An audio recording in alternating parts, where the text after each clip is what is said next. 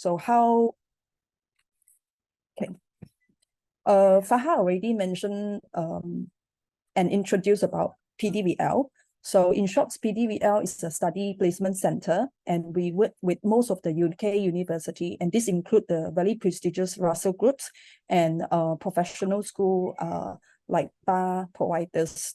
And that is our honor today to have 3 best bar school from the UK to join us for this information session and to give students a very good overview and how to prepare for your bar programs. Right. So I believe students attending today, you are doing your law degree, year 1, year 2, and year 3. Most of you doing year 3. So this is a general pathway to become a barrister in the UK.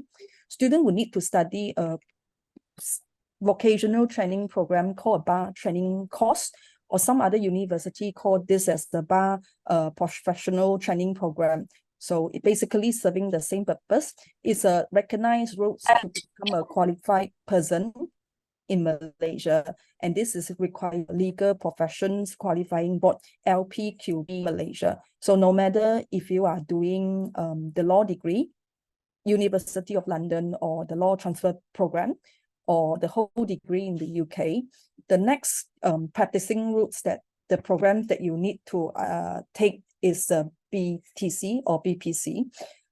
In the full term, it's called Bar Barrister Training Program, and this is the only program recognized by the LPQB to call to the bar and be practiced. So during the bar training course, you will cover a range of the subjects to ensure you acquire the specialist skills, knowledge of procedures and evidence, attitudes and competence to prepare you for becoming a barrister. So this is the routes that we a lot of students they are doing, and the only routes recognized by Malaysia LPQB. So in the future, if you're wanting to do a barrister or the solicitor, you can choose to do CLP in Malaysia or to study BTC in the UK, and it is a very basic requirement.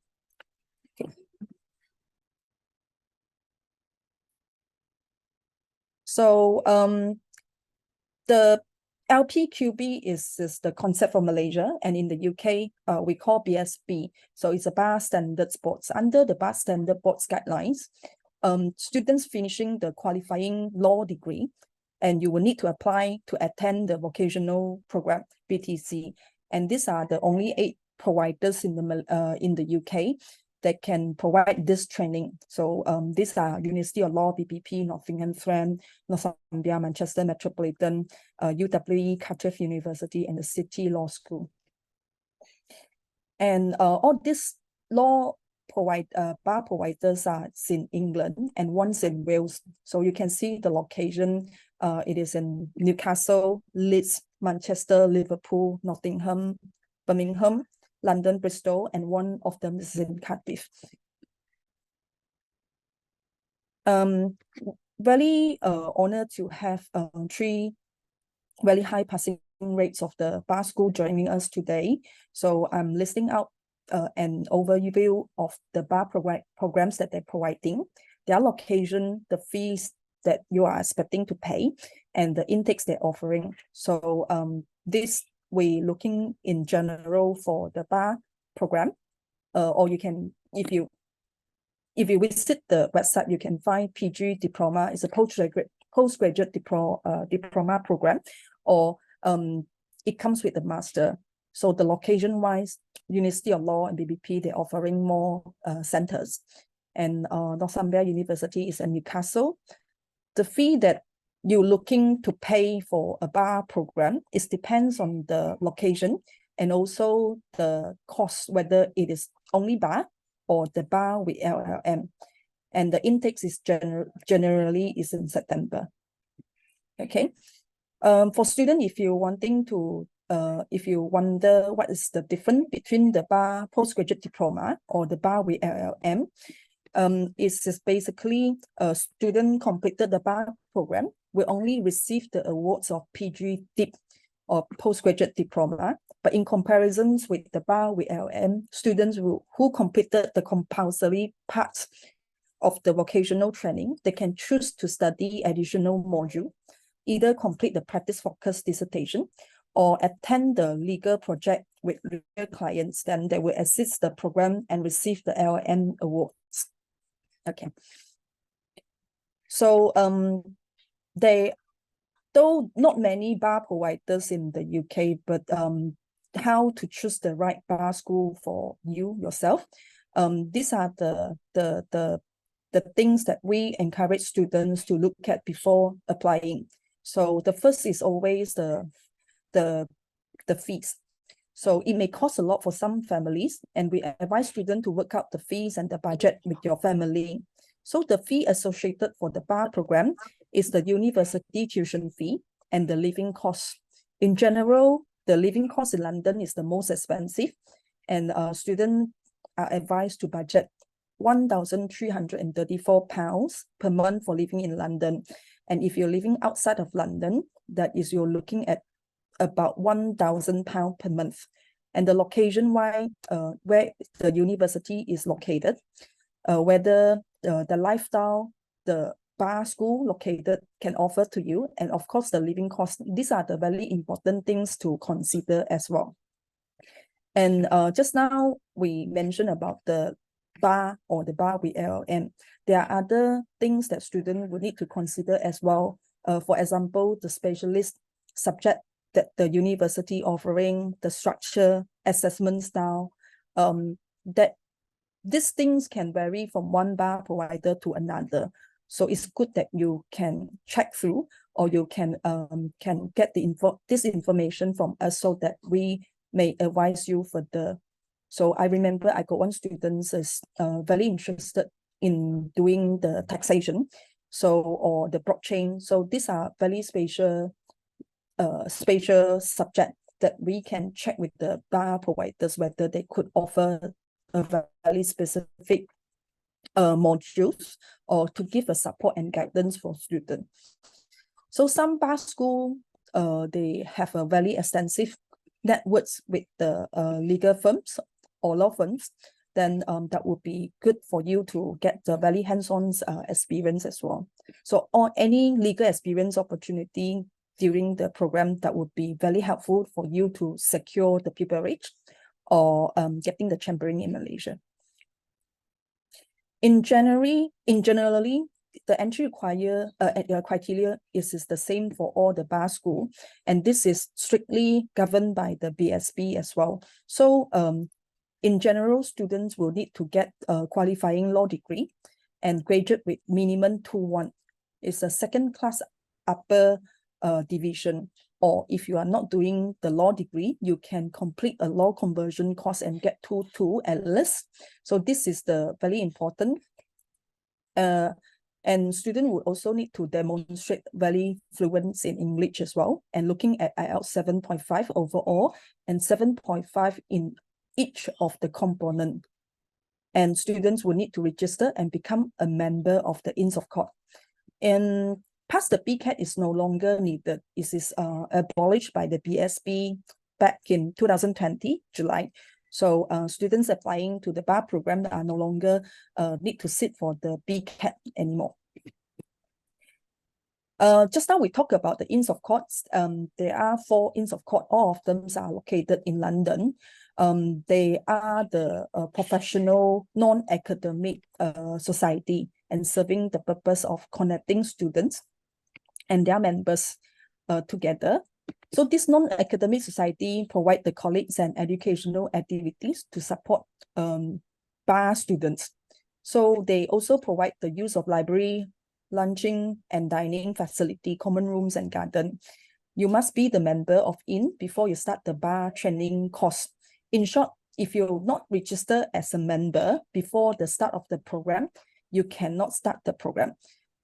And there is a deadline for you to register. So if you are looking to apply and to enroll for a bar program in 2024 September, you need to apply 3 months before, at least 3 months before, to become the IN member. And that is 10 compulsory QS sessions for you during your bar course. So before starting your bar program, you must become a member. While doing your bar program, you need to attend the sessions with one of the in, and that is 10 times you needed to graduate and call to the bar. This QS may include the lectures, the dinners, advocacy courses, meetings, and residential weekends. So successfully completed the vocational component, your in will call you to the bar to complete the privilege. So they are the only party that can call a person to the bar. So bar provider only provide you the tuition, the teaching, the material, the revisions, and prepare you for the assessment. But the persons that qualify and only have the power to call you to the bar is the in. And there is the fee to pay. It's 100 to 130 pounds, depends on the in that you're applying to. So different ins serving different purpose. So you can check on the insights, the scholarships that they're offering, and what activity they're providing. And then later on, you can decide which in that you want to register as a member. PDVL application process. So it looks like not very difficult to apply, but in technical, there are a lot of the little things that you would need to prepare. So for application, if you're submitting to PDVL and we handle to take care of application, we can help you and consult you, giving you the information what to prepare. And if, let's say, if you decided to apply to a bar providers or a few, we'll guide you how to prepare, and then the documents needed, and whether your result is qualified to apply for a certain and specific law providers, or whether you stand a chance to get the scholarships.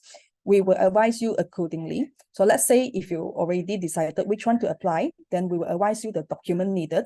In general, you need to submit your LLB first year and second year results, the predicted grades from the school to graduate. You need to have a 2.2 or 2.1 at least.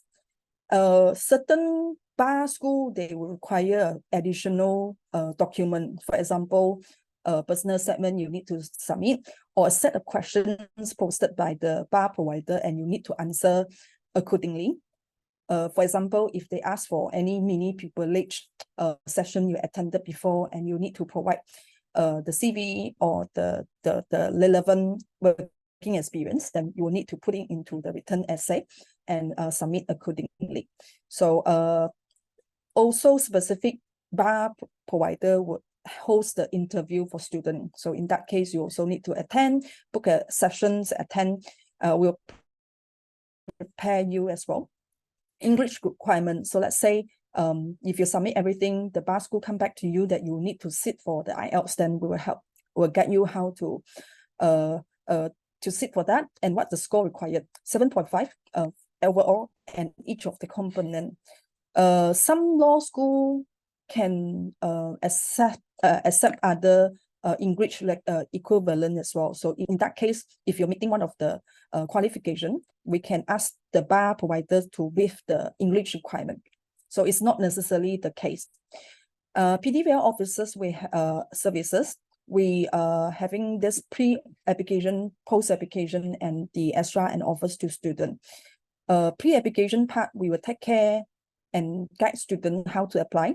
We'll give you the counseling on the admission requirement, course fee, scholarships, location, and how to prepare for the application. And we will assist you to submit the application. After the application submitted, we will follow up with the bar school, assist student how to accept the offer, and advise you how to apply for the accommodation. And the most important part is the visa application. We will fully take care and help students to get the visa.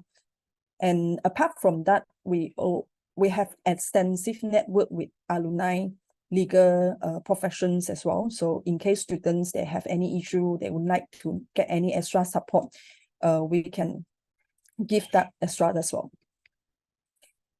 Okay, you may wonder, what if I applying the program by myself or through PDVL? Self-application, you need to run through all the information, And there are some parts that you may confuse whether I need to submit IELTS or not, whether I will need to sit for the English or certain tests that you will need to go through everything by yourself. The visa application can be very complicated and very stressful. So if you are doing year 3, I think you will be overwhelmed, very occupied with all sort of assessment, final year project. So why not to have this application part to be handled by a professional team, and they will fully back up you for your application. If anything that you just can come to us, and there is just no, what is this the best is you don't need to pay anything to for our services, because we work with all the bar school to provide these services. The tuition fee that you pay to university are the same, that you don't need to pay extra if you are using our service. In the extra bonus point for today, all the students attending for our events, that is why we ask you to rename yourself so that we can mark the attendance. Attendance is needed if you want to be aware for the sponsorships. If you register for the in-of-court memberships, that the payment would be around £130 that we will pay for the student. So you don't need to pay for that, not out from your pocket. So this is the timeline that we designed for our student, and it works perfectly for our past bar students as well. So before coming to the first semester, a lot of assessment, a lot of the projects going on. We will, once the bar application open, we will give you all the information, and if you decided which one to apply, we will guide you for the document preparation. We'll review the document whether it is okay, and then help you to submit for the bar providers, and then advise any scholarships that you are available to apply. So after the submissions of your application, then we will guide you for the in-memberships. If there is an offer coming from the university, we will advise you the condition attached on your offers and how to accept the offer. Let's say if there is any deposit to pay or the acceptance deposit, we will advise you how to make the payment.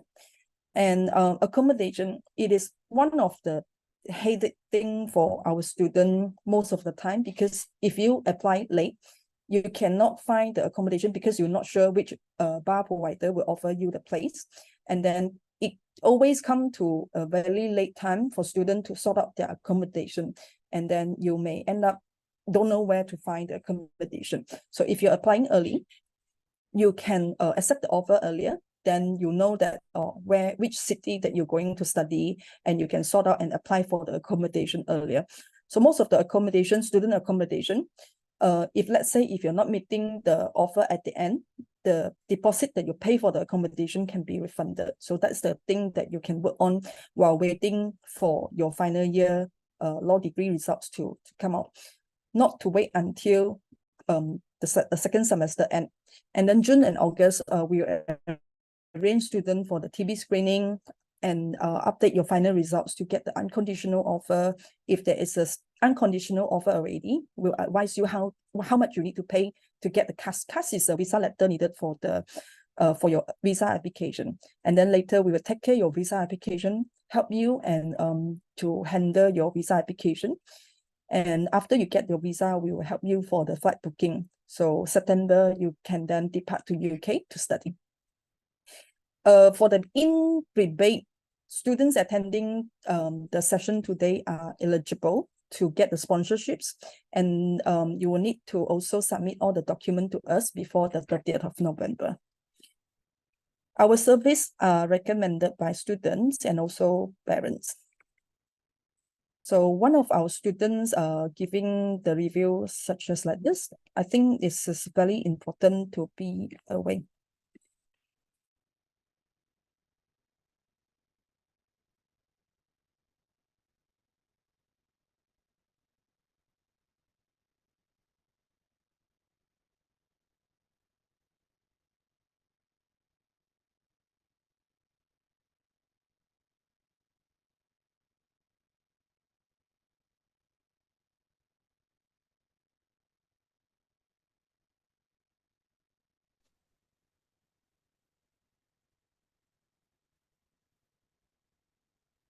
Okay.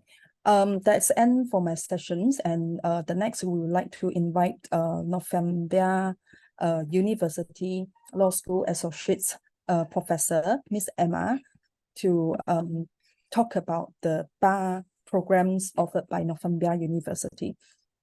Please, Miss Emma. Oh, hello there, folks. I hope you can see me. I'm slightly blinded by sunlight here in the northeast of England, and I'm just trying now to share my screen, but I'm not able to. I think I may need to have some permission. Yeah. Okay, just give me a moment. Yeah, so it still says disabled. Bah, would you mind to assist?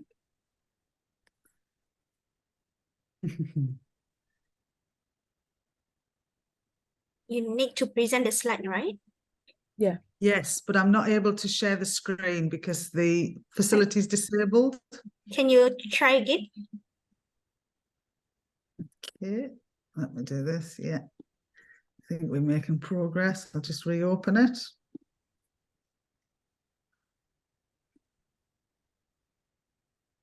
Yeah. It's closed on me. Right, okay, I think we're there now.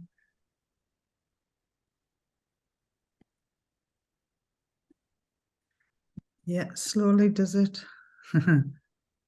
Okay, I can see that. That doesn't mean that you can see that. Can you see that? Yes, yes. Yes. Yes, Okay, we let me see if I can. All right, so I'm hoping that you can see that and you can see me.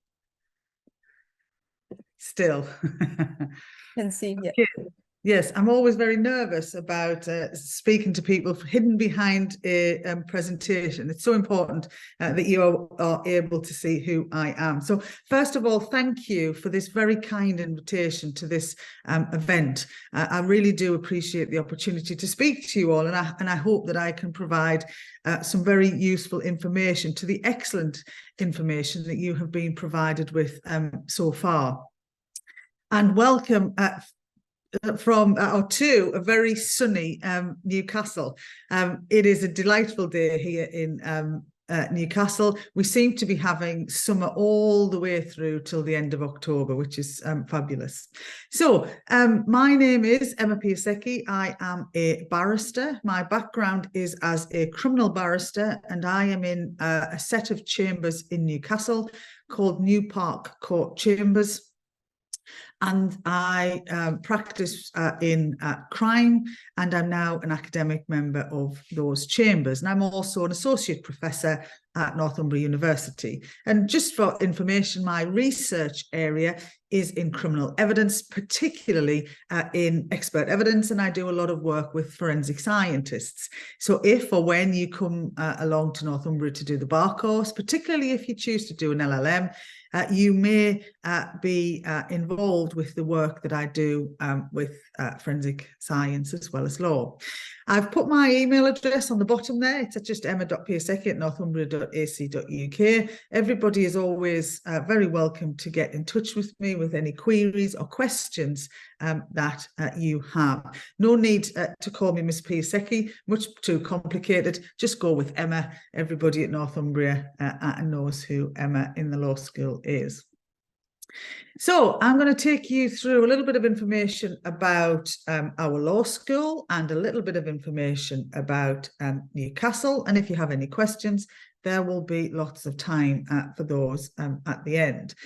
You will see from the presentation that the slide that we have in the presentation at the moment, Northumbria University is won the Times Higher Education University of the Year in 2022.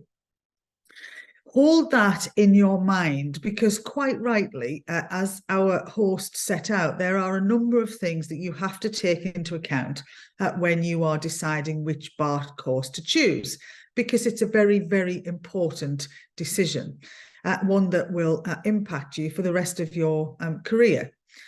One of the things to think about, because you will be interested in this, but also your families will be very interested in this, is to select a prestigious institution. So a world-renowned, recognised, prestigious university. Perhaps more than anything else, the thing that tells you that Northumbria University has that status is that Times Higher Education winner of the University of the Year.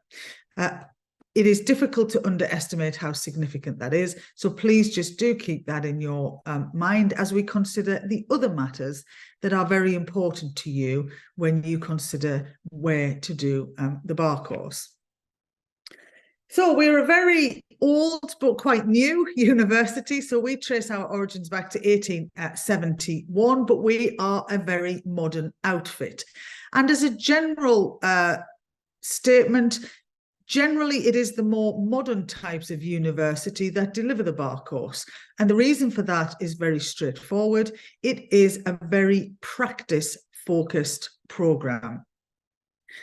As our host kindly pointed out in the introduction, it is a specialist training programme. It is a training programme designed to train you for a career at the bar and designed to ensure that you are called as a barrister to the Bar of England and Wales. And Northumbria essentially is a research-intensive modern university which has real expertise in the delivery of professional legal programmes.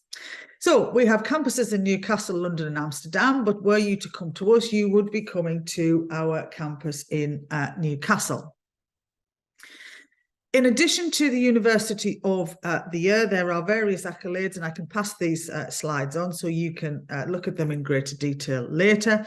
But we were also rated in the top 125 universities worldwide. We had the top law submission in the north of England for research power.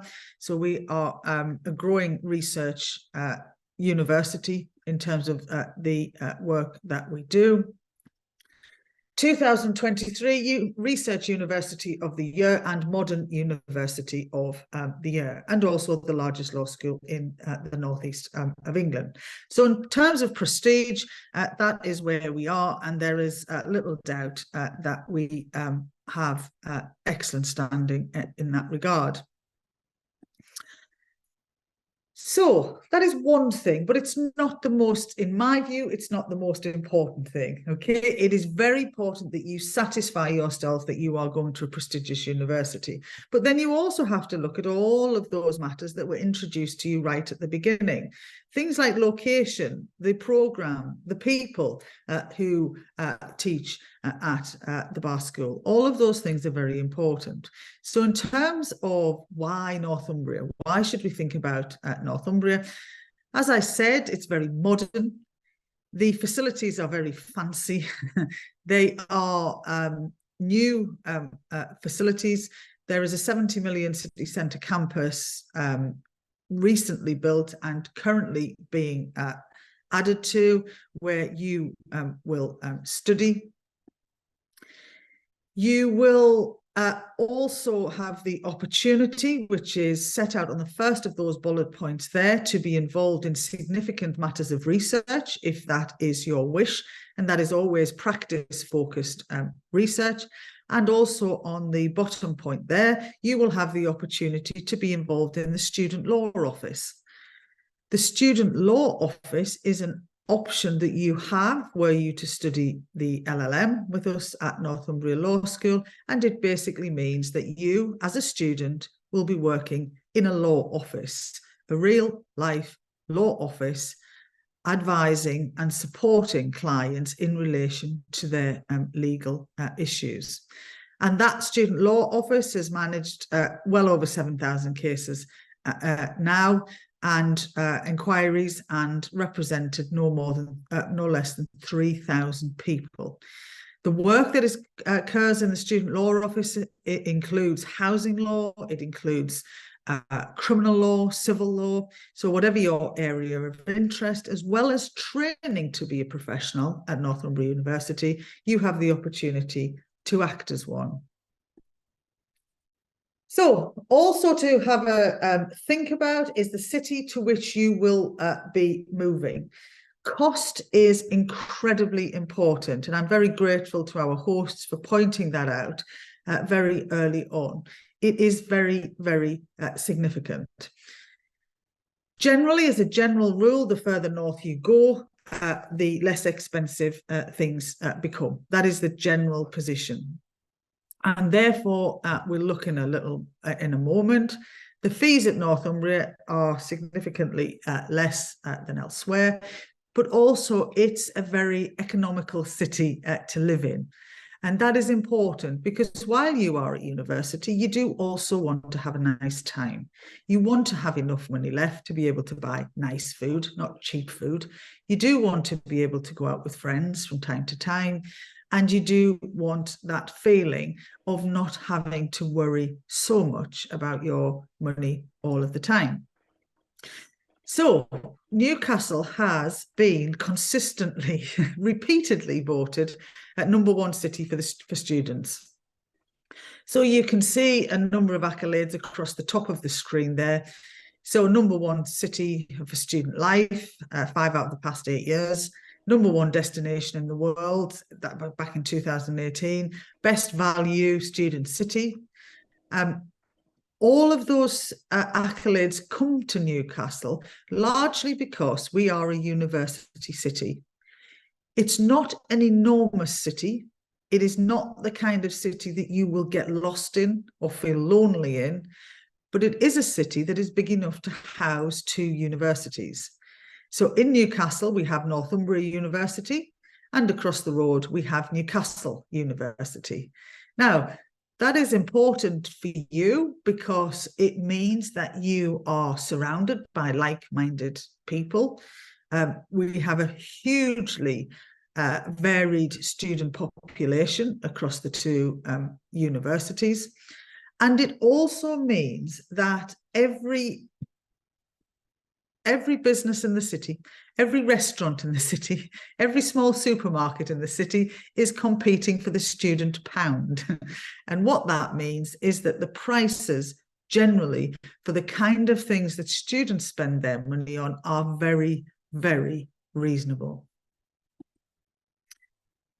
So we are right in the city centre. You could not be closer than we are. You come out of the law school doors, cross a small bridge, and there you are, slap in the middle of the city centre. You can ask any member of staff at our local office in Mid-Valley how close the shops are to the law school, and they will tell you that they are very close, particularly Primark. The reason that they know this is because when they visit us in Newcastle, they spend quite a lot of time in those city centre shopping outlets. So it's very, very close to the city centre, but it's also close to everything else that the northeast of England offers. And you can see some images of that on this slide. It is 20 minutes to the coast, and the Northumbrian coast is absolutely spectacular. You are 20 minutes from the coast. You are 20 minutes from the countryside. You can head north into Northumberland. You can head south into Yorkshire. You can head west to the Lake District, and you can head east to the coast. So everything that you might want is available. If you only want a city centre lifestyle, that is there for you. If you want something else, countryside, seaside, all of that is available. So that is about Newcastle. And what about our bar course? Well, the bar course is designed, as you know, to prepare you for life at the bar. You will study a number of skills areas. They are advocacy, conferencing, drafting, opinion and legal research.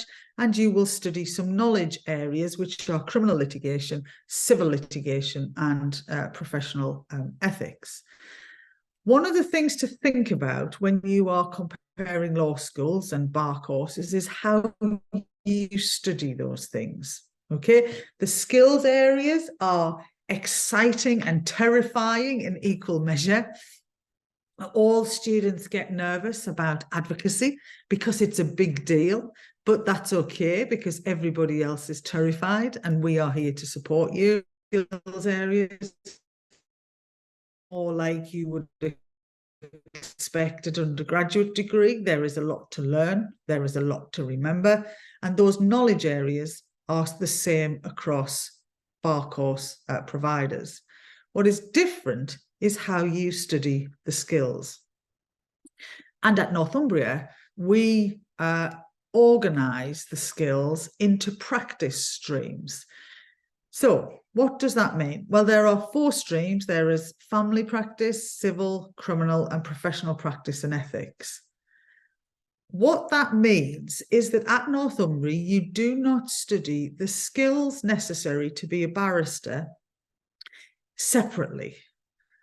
So what used to happen before is that you would study advocacy and it would be a separate module. It would not be linked, for example, to conferencing skills or to drafting skills. At Northumbria, the approach is now very different.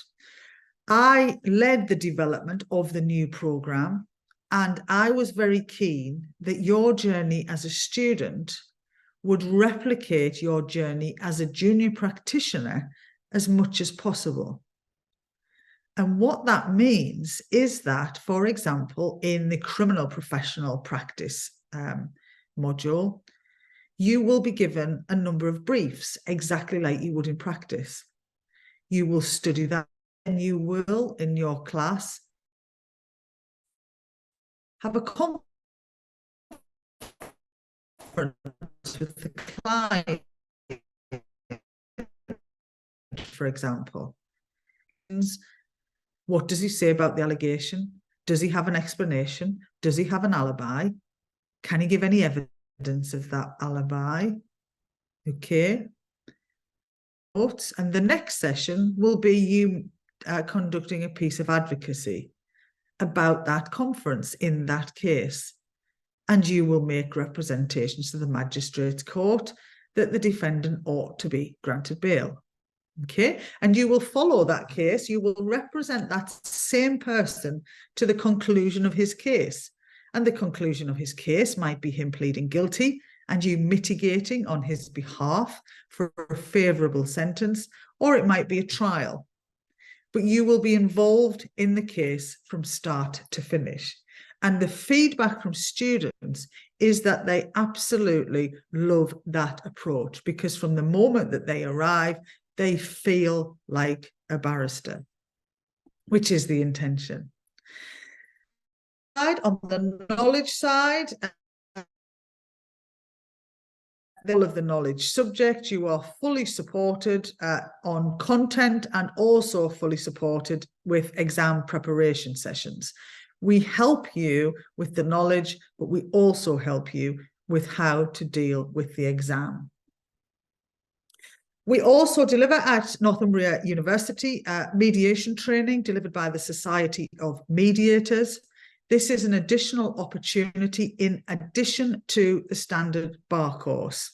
Okay, there is no fee for mediation training, and upon completion, you will be awarded an internationally recognised qualification from the Society of Mediators. That is entirely separate and in addition to your bar course qualification. So, program vulnerable witnesses, you will deal with expert.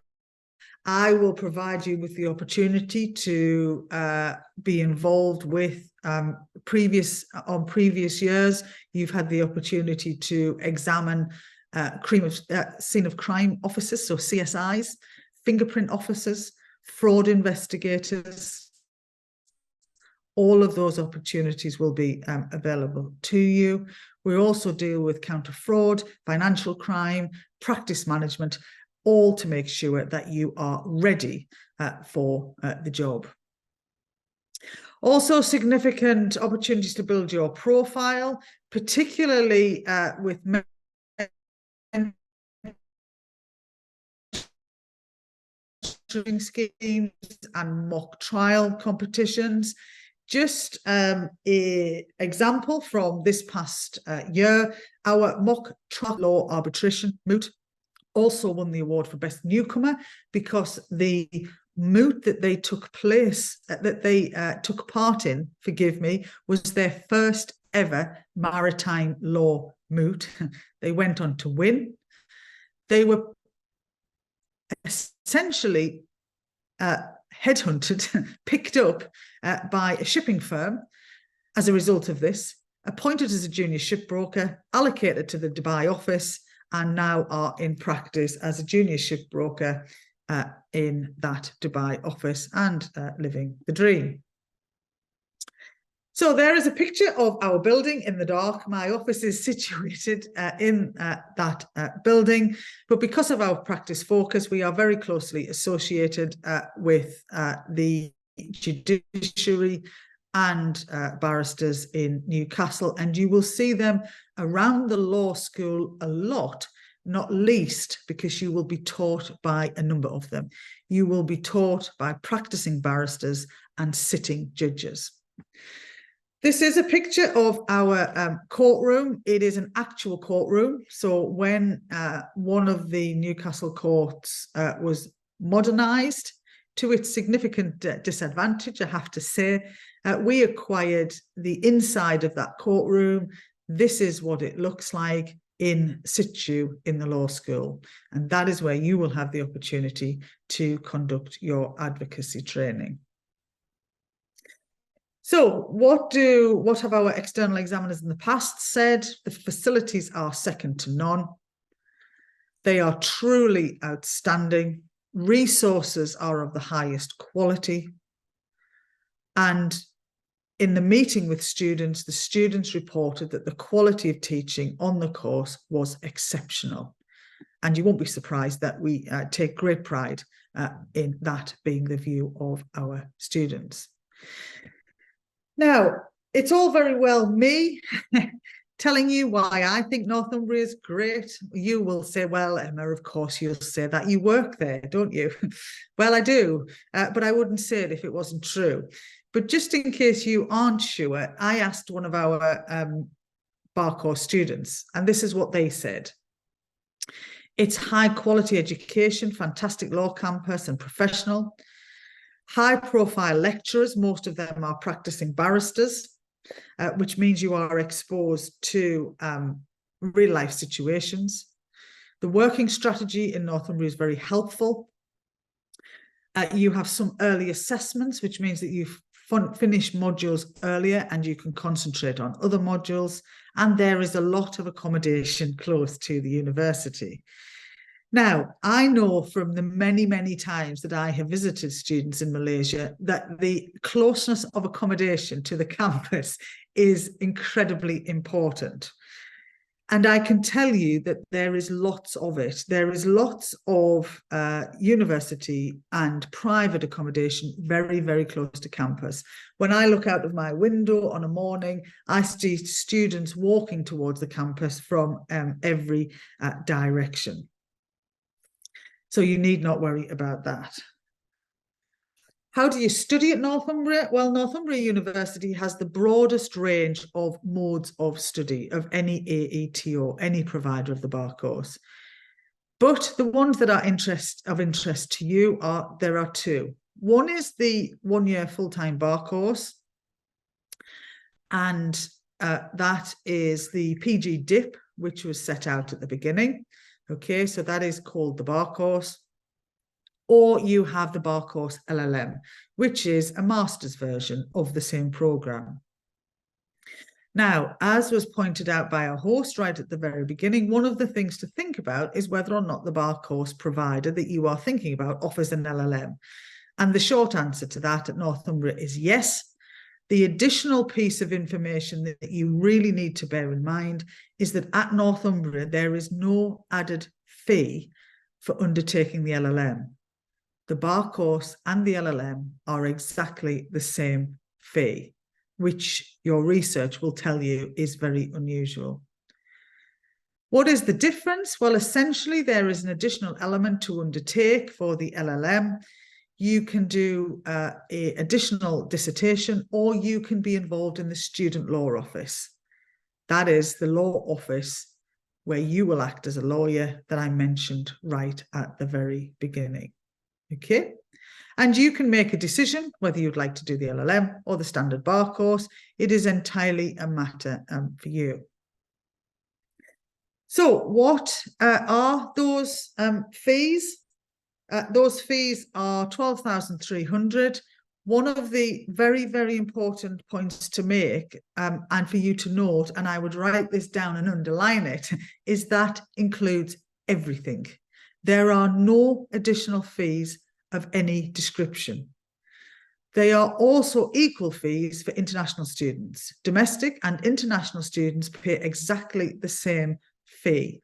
When we revalidated this program and it became the bar course, as opposed to the old BPTC, that was one of the matters that Northumbria insisted on, that international students should not be disadvantaged by the imposition of a greater fee.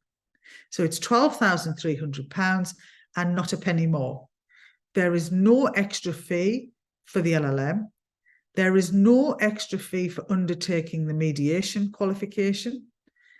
Practitioner textbooks are all included, the hard copies and online access. You also have included a qualifying INS session in that fee, and the BSB registration fee is also included. Okay, so do bear that in mind when you are looking across bar course providers. That is something to be very careful of. You simply decide whether you want to do the LLM, entirely a matter for you. You know how clever you are, you know how organised you are, you know how motivated you are. That is a matter for you, but no fee will attach, and you do have time to think about it. With the mediation, you simply decide when you are on the programme whether you would like to be involved. So there are also full fee scholarships. Now, lots of students who have met me in Malaysia previously or who I've spoken to have seen me and heard me wag my finger about the scholarships. And my message is this: please apply for the scholarships, okay? Historically, very few students from Malaysia applied. Those students are now on the increase. Students are applying for the Northumbria scholarships, and students from Malaysia are securing scholarships. Okay, so the basic message is you have to be in it to win it. Please apply for the full fee scholarships, and they are exactly what it says on the tin. You will have the entirety of your fees covered if you win a scholarship. Okay, and Malaysian students frequently do, generally because the quality of Malaysian students as a general rule is excellent. Okay, so please apply. Any questions about it at all, get in touch with me, get in touch with our office in Mid Valley, and ask those questions that help you to make your application. Like any scholarship, it's based on academic ability to a career at the bar. There are, secondly, an interview. Okay, there are no tricks in there. Have to be able to write and support a very well written, well evidenced application. Why do you want to be a barrister? Why do you want to come to Northumbria? Have you any legal work? What are your oral communication skills? What are your interpersonal skills? And if you haven't, if you can't demonstrate any of those things, then tell us why. Okay, but please apply. As was pointed out very correctly early on, you are expected, in order to gain access to the bar course, to have a 2-1, an upper second class degree. Okay, that is not to say that no student with a lower second will be considered, but it is exceptional. And the message, therefore, is work as hard as you can to obtain that upper second. Every single percentage point that you pick up at undergraduate level matters.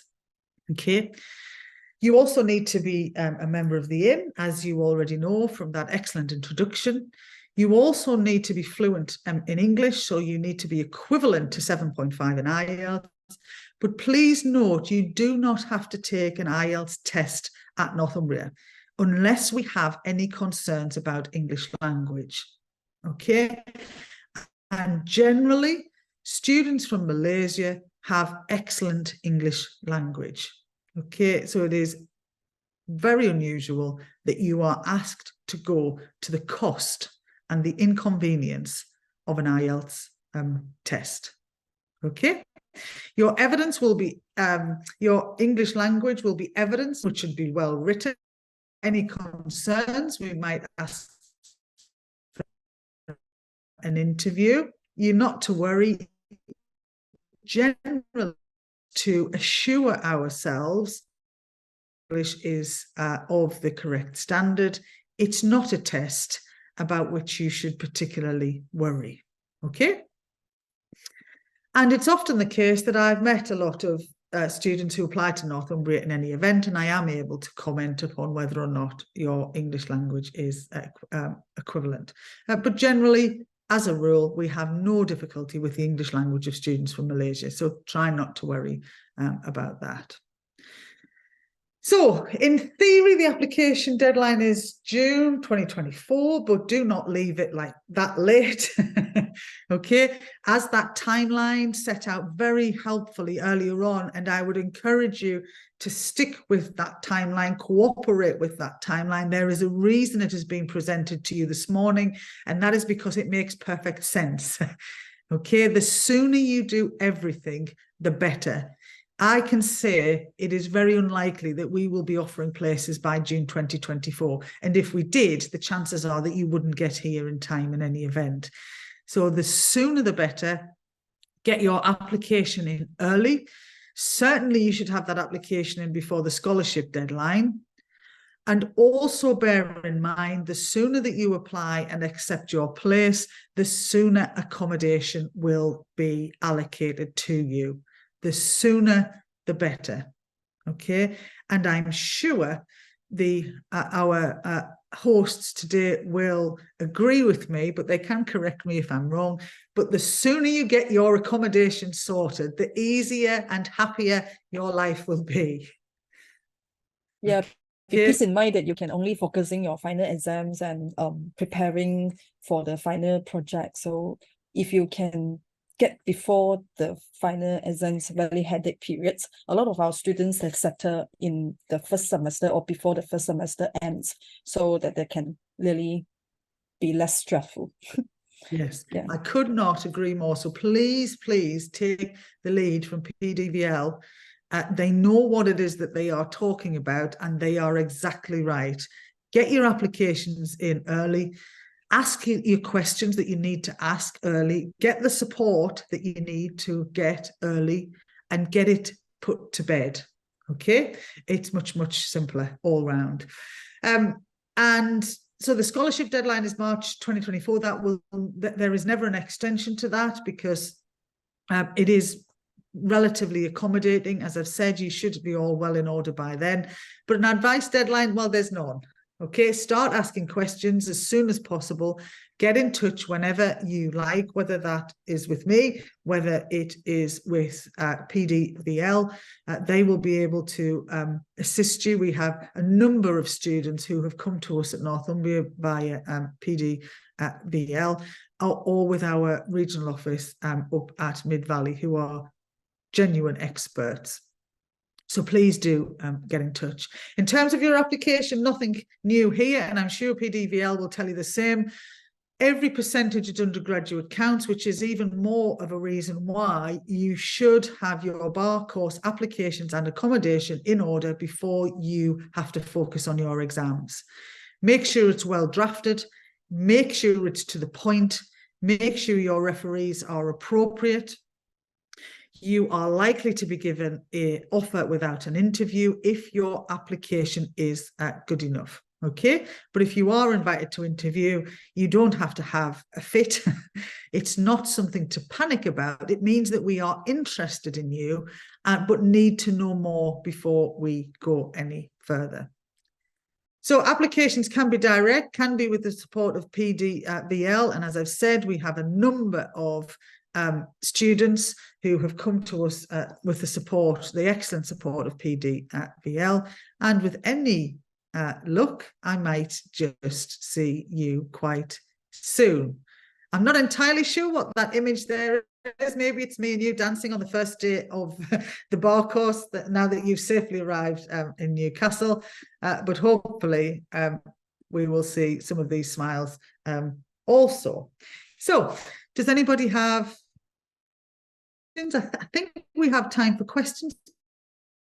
But if I'm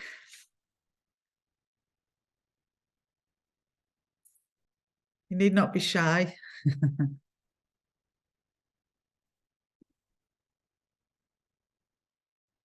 Thank you, Miss Emma, for your very informative presentation. So, and if you guys have any question, can you guys can put your question in the chat box. Okay. And while waiting, you guys to put your questions, let's invite our next speaker, Miss Mala from University of Law. Okay. Please welcome. Hi everyone. So let me try to get myself sorted with the IT stuff. Okay. I'm sharing my screen, but Northumbria I'm just about to stop. Okay, no worries, no worries. Okay. Hello. Hi, Emma. Okay. Yeah. Oh, is that unshared? Yeah. Okay. Done. Let me just try again because I just shared my screen. Okay, let me know if you guys are able to see my screen. Yes, Okay. can, Mara. Okay, thank you. Should I just dive out now and let the University of Law dive in? Yes, thank you, Emma, and thanks for sparing your morning time with us and sharing very informative and essential information about Northumbria University bar programs. And if we will get the slides from Emma, and if anyone's like to have a copy, feel free to contact any one of your PDVL contact. We will give you more information. And at the time being, if you don't have any questions, then we will move on to the next sections. And please, Mara, pass the floor to you. And Emma, thank you very much and have a good weekend. Thank you. You're very Thank you kind. Bye-bye. Bye-bye. Yeah. Hi everyone. Okay. Okay, as MT introduced, I am Mala Sivapragasam. And I am based in Kuala Lumpur. Currently, Kuala Lumpur is extremely hot, okay? And let me start my presentation. Emma's presentation was very informative as well. What makes ULaw the University of Law? Okay, so we call it as ULaw. Different to other bar schools. Okay, so let's move on. First thing first, you guys should know that ULaw is the largest provider of legal education in the UK. Okay, as per the HISA data, as you can see it on my screen. And we are also a 5-star university, whereby we have an overall 5-star rating from QS World University Rankings. I think it is extremely important. Okay. Yes. Let's talk about our alumni. As you can see here, our current London Mayor, Sadiq Khan, he is also sitting as one of our alumni, okay? And yeah, so I just wanted to emphasize on our current London Mayor. Okay, let's start the bar practice course. Okay, the most important thing. At the University of Law, you may wonder, I see so many locations here, 8 different locations. What's going on? What's happening? Do I study in all the locations? Okay. The question is, you get to choose your location where you want to study. Okay, we have, of course, we have one campus in London, which is the Bloomsbury, and the other campuses, Birmingham, Bristol, Leeds, Liverpool, Manchester, Nottingham, and Newcastle are non-London campuses. Okay, and the entry requirement, it's extremely important. We require second class upper from a QLD, and of course applicants with a 2-2, we do take them on case-to-case basis. Okay, let me emphasize on the locations as well.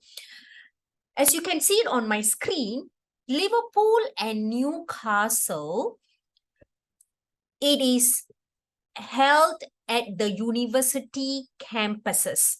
Okay, so it is University of Liverpool, it is the University of Newcastle. So we have a space, okay, whereby we conduct our BPC course at the University of Liverpool and at University of Newcastle. The other locations are city campus concept, whereby it is a standalone building and it is right smack in the city center. Okay, so, and that would be the one of our unique selling points. And as you can see, this is the map, and London is here. Yes, everybody loves London. Yes, the cost of living can be quite expensive in London. Outside London, the cost of living is of course cheaper, okay, and affordable, I would say. Okay, let's move on. Routes to practice. I think it's very important to know that most of you guys are, I'm sure you would have, you're currently studying a law degree. Upon completing your LLB, you will have an opportunity to do the BPC. Okay, once when you have completed the bar practice course, you have to do a pupillage, which is a year. It could be back in the UK, or you can always come back to Malaysia and do your pupillage as well. Okay, and you will be called to the bar. That is the standard route to practice as a lawyer. Okay, it's very, very important. Many students are also looking at pupillage, securing a pupillage in the UK. It's not going to be easy, let me tell you this, but there are chances for you guys to actually do your pupillage back in the UK. Okay, as you can see here, applicants, okay, on yearly basis, I only have for 2022, let's take this as an example. We receive, say, about 2,000 odd applications, okay? But qualified would be only 486. Can you see the figures, okay? And the good news is that 65% of our students on the BPC have successfully secured secured a pupillage position in the UK. So 65%, I would say it is quite high, okay? And it is very, very impressive. I will tell you why we have 65%, okay? Shortly. Studying BPC, I think it's also important to know that advocacy training is extremely important. You may freak out. You may feel that, oh my God, that's up to 50 hours. You trust me. Upon graduating as a barrister, you you will say thank you to you law. Okay, we have up to 50 hours, networking opportunity, experienced tutor. Yes, I must come to this, whereby at ULaw, all our BPC tutors are actual barristers and solicitors. We do not hire any full-time lecturers. Okay, I think it's very, very important, whereby tutors who teach on our program, they have many years of experience, and they bring in real life examples, cases, and you will benefit out of it. Okay, and also the networking. They have great connections out there, and please speak to them if you are looking at securing a pupillage positions, or even mini pupillages and whatnot in the UK.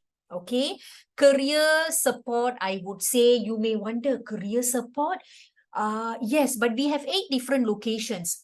All our locations, we have a dedicated career team, whereby we do conduct one-to-one CV writing, interview sessions, we organize talks, workshops, pro bono activities, and so on. Okay. Okay, of course, we support you in terms of your studies.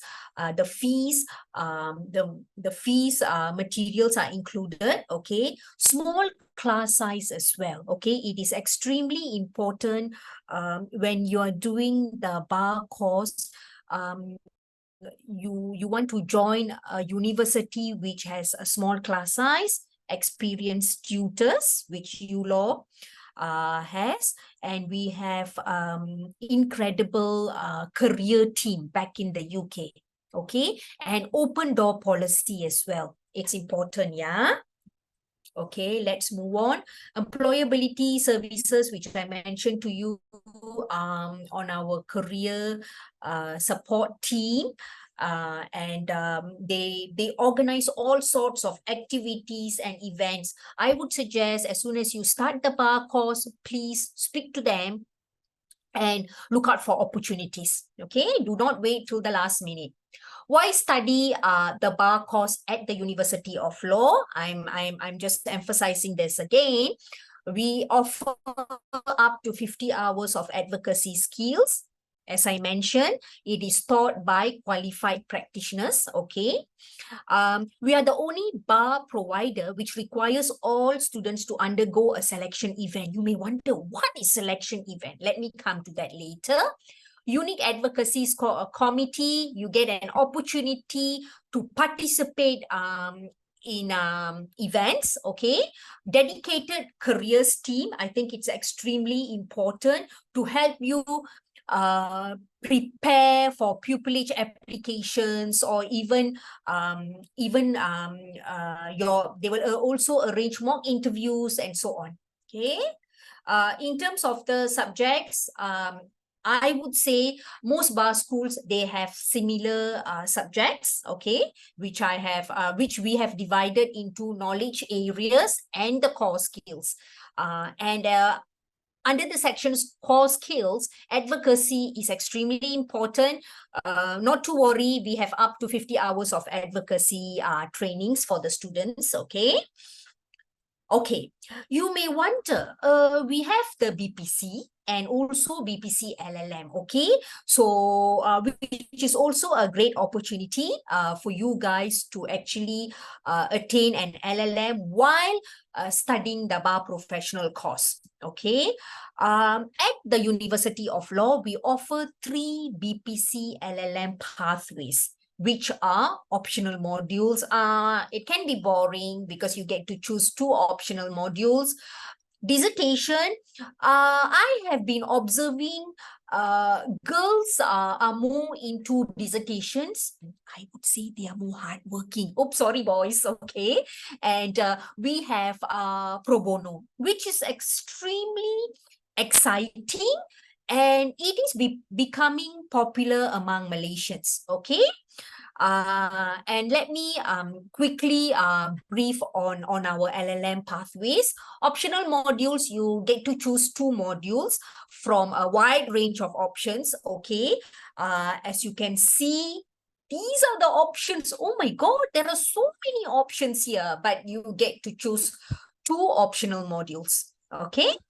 And dissertation, okay, we have, you need to actually, it's a dissertation, okay, 15,000 words, okay, you can explore your own area of interest, and you will be guided by a tutor. We call them a supervisor, so not to worry, you will not be left alone, yeah? Okay. And pro bono, okay, whereby you actually work on real life cases, and of course your tutor will be there throughout to assist you and to advise you. So whereby you will be advising and representing your clients. Exciting, right? So you attend court and tribunals.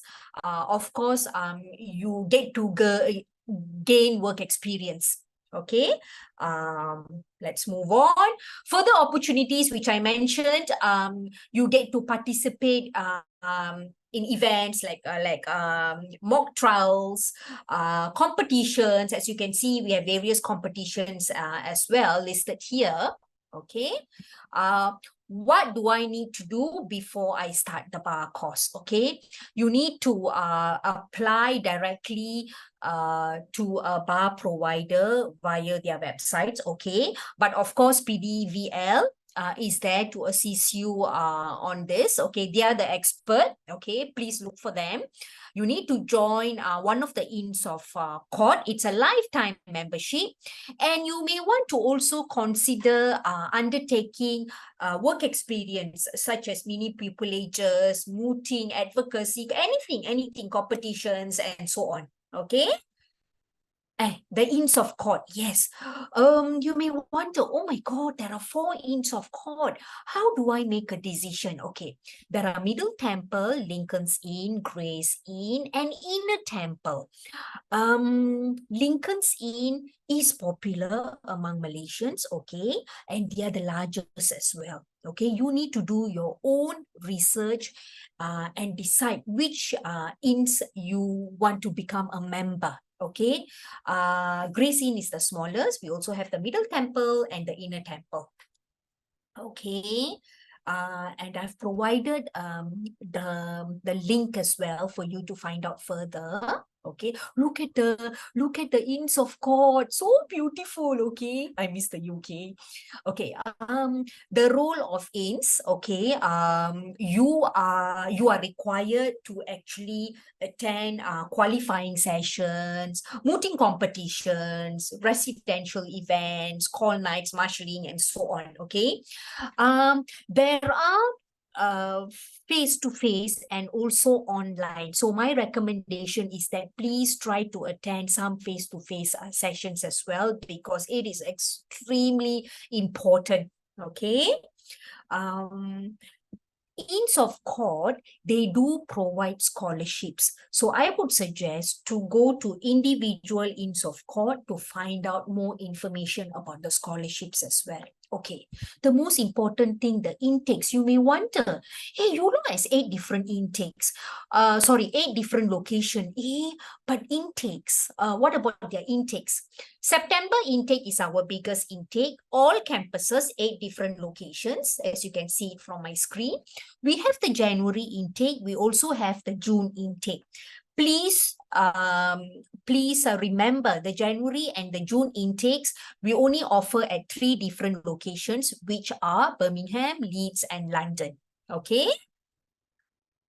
Deadlines, of course, it's actually important to remember, to know as well. We do have early bird discount for students, which is £500 on top of your international bursary. I'll come to that shortly. Provided you pay your course deposit of £6,000 before the date, and you are eligible for an additional £500. Okay. Selection events. Okay, because I did speak about selection event. What is selection event ULaw is talking about? Okay, it's important to know, whereby there are two parts of the interview. Please do not panic. Oh my God, what interview is this? Why ULaw is asking me to attend an interview? Okay.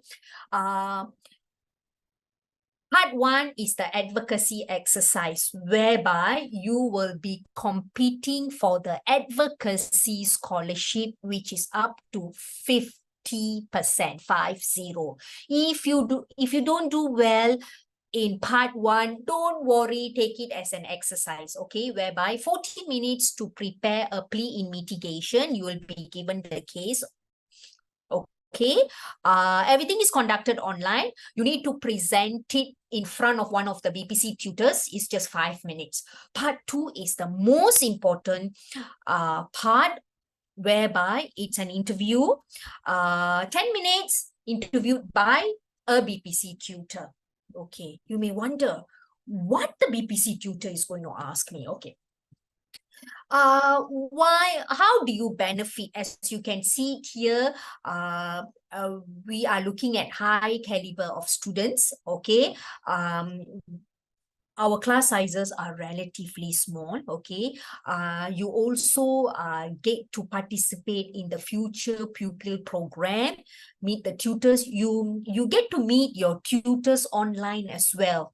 Okay, and advocacy scholarships, and the most important thing, while you're waiting in the room, you get to speak to the current students, so you can ask them any questions. It could be a positive question or even a negative question, so the students are there happy to answer to all your questions. Okay, move on. Selection event, what questions do we ask?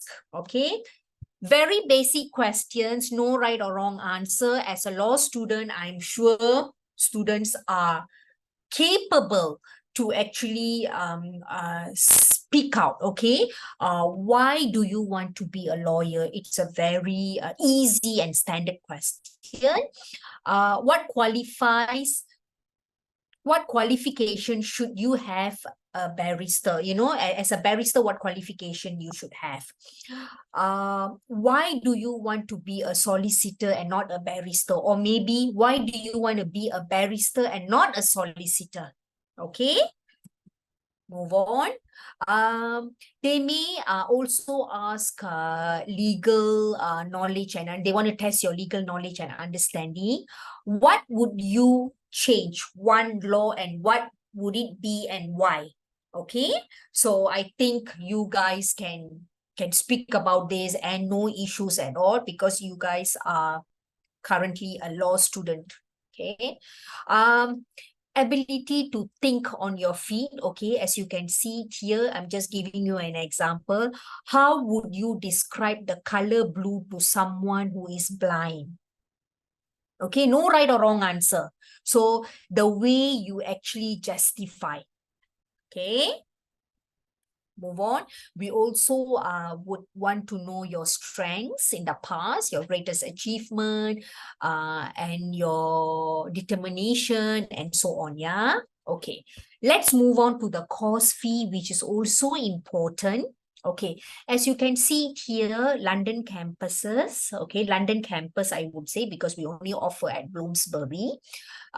These are the fees. Non-London campuses, as you can see, of course, it is slightly cheaper than the London campus. Okay, move on. Okay, Malaysian students, you guys get an automatic bursary of £1,000 for the BPC and £1,500 for the BPC LLM. Okay, I actually need to emphasize this. BPC, it is a 9 months program. BPC LLM, it's a year program. How it works?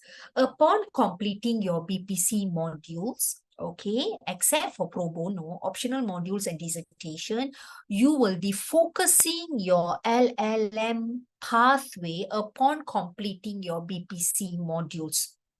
Okay, so which will allow you some time to focus on the BPC modules on the first part of your studies and move on to your LLM pathway upon completing. Okay, pro bono, what will happen is that you get to start your cases from the beginning. Okay, so you start in September, you will start your pro bono cases as early as January.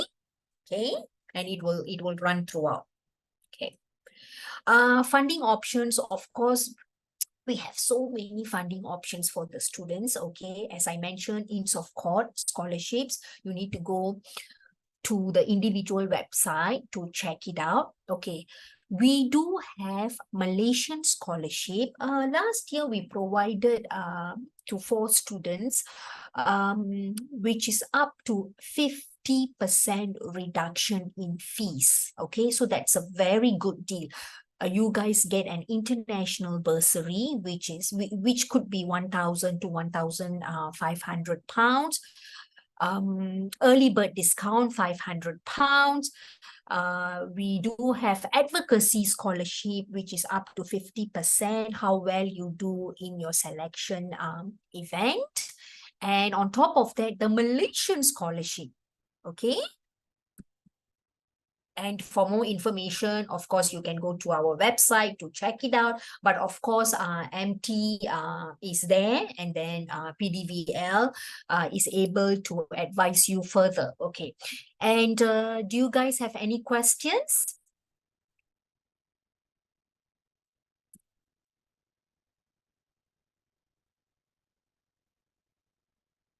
And I think that's about it, my presentation. Thank you.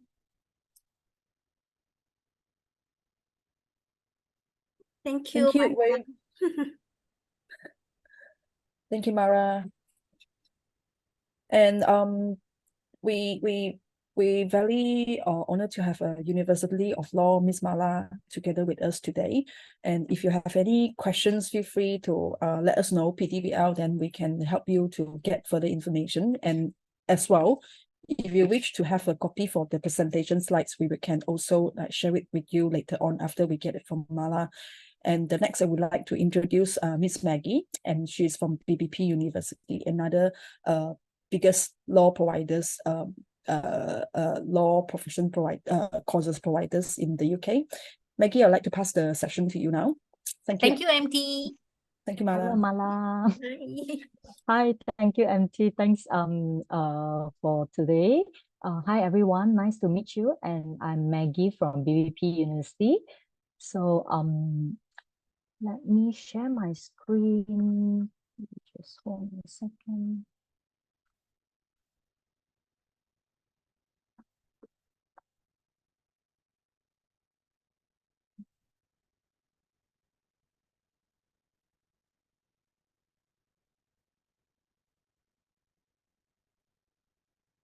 Okay, can you see now?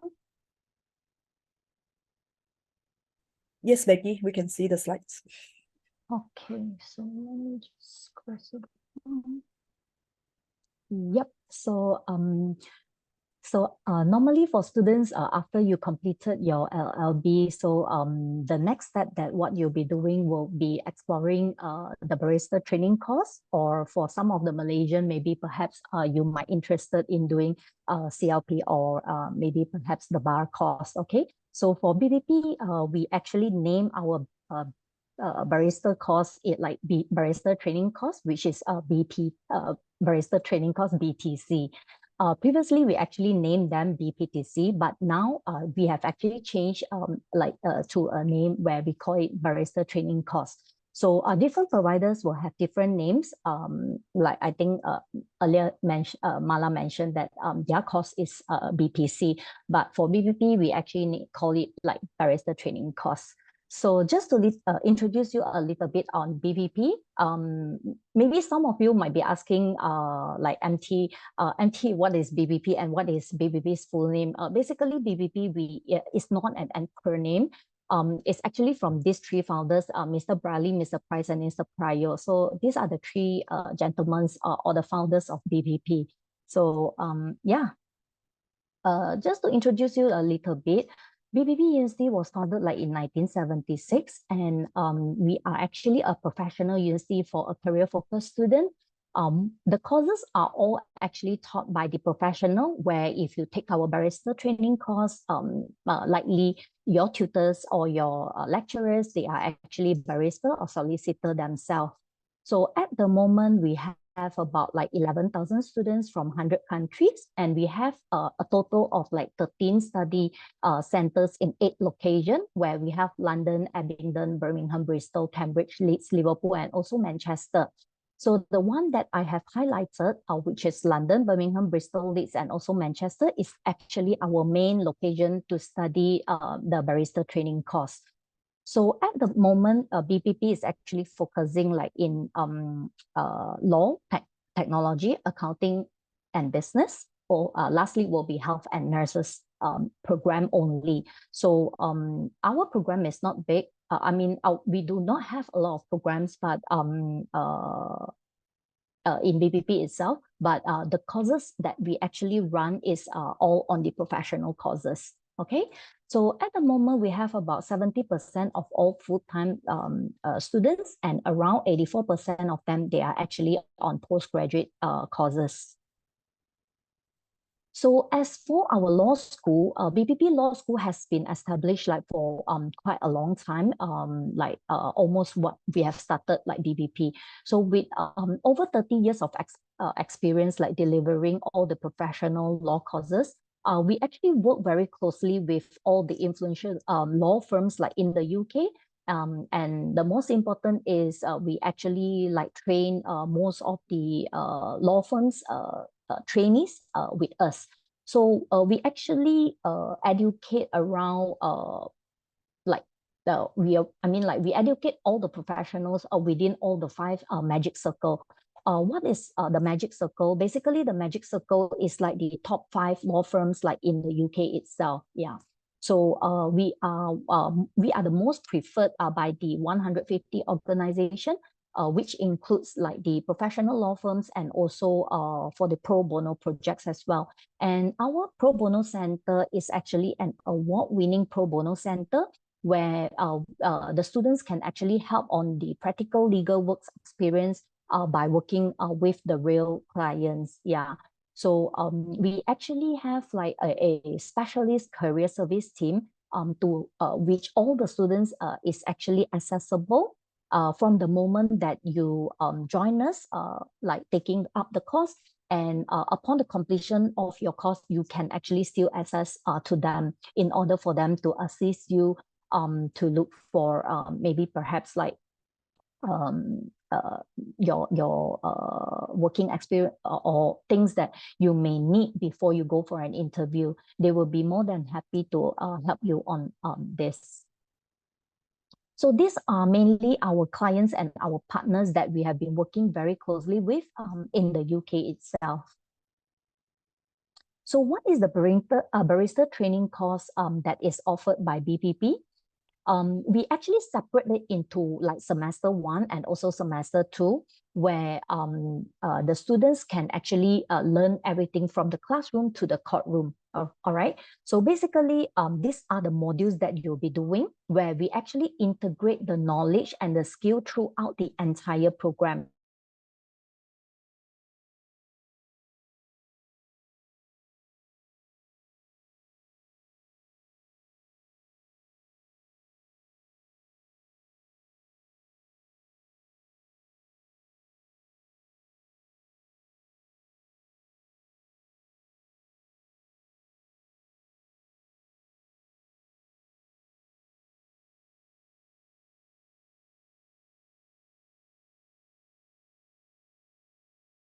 To prepare your answer before you go into the workshop. So I would say that maybe perhaps weekly you need to spend like around 10 hours is for your workshop, but like 30 hours is for your self-study. All right. So, and in this preparing for your privilege 2, this is actually into your semester 2 already, where we actually focus on the students' writing skills. And as what I know, BPP, we actually allow the student like to choose the practice area between the common law and the commercial law. For students who are interested in this common law, they can actually go into personal, family, employment, and contractual dispute. While for students who are actually interested in commercial, you can actually take like public and regulatory, contractual, commercial dispute, and also the business dispute. So is it important whether which practice area that you choose? Actually, it is not really. The reason why we allow the student to have a choice whether to do it a common law or a commercial law is because these are the main areas where the student get their pupillage, like in the UK itself.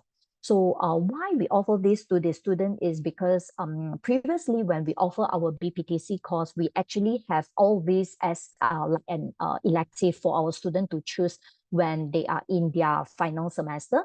But due to the validation of the entire course from the BSB, we actually not able to offer an additional elective course for the students, and we actually place them into like common law and commercial law, where the students can actually choose whatever area that they prefer. So do not worry if you actually choose like a different from what like in the future what you want to practice. It is okay, yeah, because it doesn't affect anything at all for in the future. All right. So in PVP, we actually offer two kinds of BTC course, where the first one is actually a barrister training course. All right. The students can actually go into the entire course for like 9 months. And if you are interested, some of the students are talking about the LLM, you can actually take up the BTC master. All right. So if you're looking at the pupillage one, you're actually doing the civil litigation and evidence and submission advocacy, then drafting. Then after this, after 3 months, you will go for your BSB exam, your first BSB exam. All right. And once you have completed, you will go into your semester 2, where we will actually covers like criminal litigation, evidence and sentencing, oral skills, legal research and opinion writing, and also the professional ethics. Then we actually allows you to go to do for your second BSB centralized exam and some of the BPP assessment. So this will end for those who actually take the BTC course for 9 months. All right. And for those who are interested in the LLM, you actually have to stay like another 3 months longer, where you will do a project. All right. This project you can actually choose on various of topics that interest you. And of course, we actually have like a personal tutor that can guide you on how to do the drafting and how to do some research on the topics that you are interested. Then at the end, you write out like a 5,000 words project. All right. So once you have completed the project, then you will do your pupillage, or then you will call to the bar. And for the Malaysian, once you call to the bar, then you will actually you can come back to Malaysia, and you do your chambering here, and you can call to the bar in Malaysia, and you are a qualified lawyer. All right. And for the option 2, we actually have like the BTC with professional legal studies, where this is actually a full 12 months course. All right. This course, we actually have the LLM version as well. And for students who have like 2-2, you are actually required to start with the professional legal studies, where we actually covers like the fundamental of litigation and skills.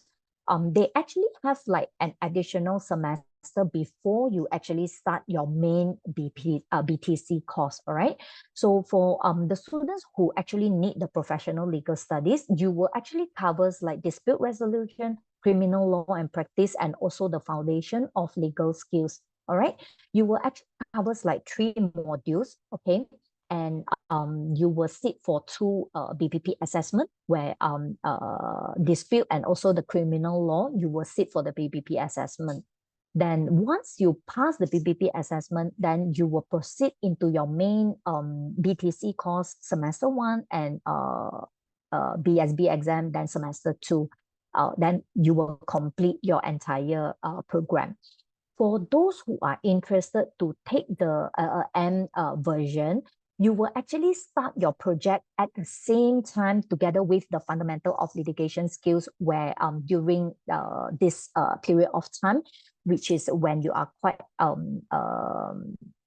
not too busy, you will actually start to do your research and to meet up with your tutors. And upon the completion of your bar semester 2, you can actually continue to write out and finish up your project, and you can submit. All right. Then with that, you can call to the bar once you have passed everything. Okay. So we actually have like a admission criteria where students are required to have like 7 foundation of legal knowledge from their LLB or maybe perhaps like a law conversion course or PDVL. For BTC, the minimum entry requirement would be at least 2-1. And for students who have 2-2, they can actually go into the BTC with professional legal studies. All right. And the third thing that is required is actually the ins of court, and also the English. You need to meet our English proficiency, where we need you to have like IELTS like 7.5 or Pearson 73, or else we can actually arrange like a English test for you that inclusive of speaking and listening. So you need to pass both the components in order for you to get the English waiver for students who did not study at least 1 year in the UK. So for students who are in like at least they study at least 1 or 2 years in the UK, you will be able to get an English waiver for this. But for students who have not been to the UK for at least a year, I can actually help you to arrange for the English test. All right. Lastly, we actually need to have like an academic reference, and also for this academic reference, you just need to provide their full name and also their email, and we will actually send them an email to request for this reference. And lastly would be a BTC question. I will actually explain to you what do we need at the BTC question. You just need to write, So next, I will just explain a little bit on joinings and in of court. Okay, so basically the ins of court, they are actually the professional membership association for all the barristers in the UK itself. All right. They are actually the non-academic society where they provide supports for all the barristers and students, where you can actually go to their library, you can have their lunching, and you can have their dining facilities, and also the common room and gardens what Mala showed you earlier. All right.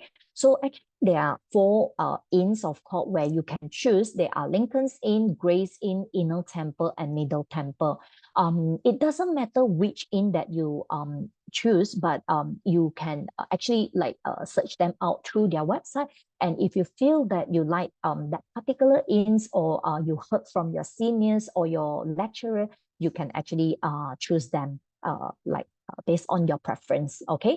So what is important here is you can only join like 1 inn, because some of the students, they might actually ask me, Maggie, I'm currently applying for this inn, and can I apply at the same time and I'll see which inn that provide me the membership the earliest. Actually, no, you cannot do that. Okay, you can actually apply like only 1 inn. And basically, which inn that you apply, it does not affect any of the law area that you want to practice or your choice of pupillage like in the future. It doesn't. So do not worry about that. Okay, so basically, all the inns, they provide the same similar range of services, including the scholarship to the student. And please bear in mind, the deadline for you to apply for the inn scholarship is actually the first Friday in November. So take note, because now it's like the mid of October already, and the scholarship will be end like the first Friday in November.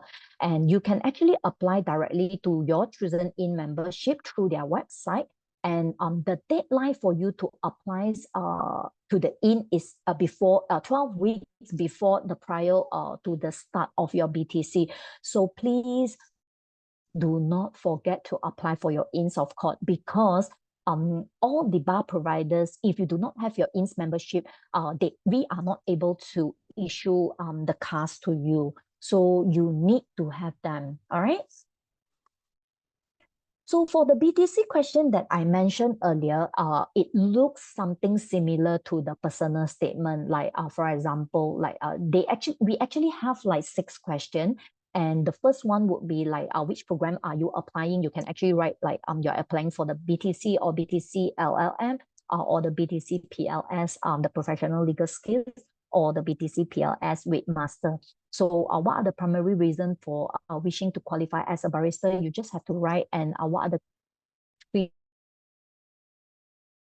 3 key personal strengths that lead you to believe that you can be a successful, that you have changed someone well-established opinion on how this has been achieved, and what attracts you to study BTC with BPP. So as for number 6, you can actually leave it, or if you have other relevant information, you can actually fill in. All right. So for this question, BTC question, if you contact MT, MT will be able to provide this to you, or it's actually on our website as well.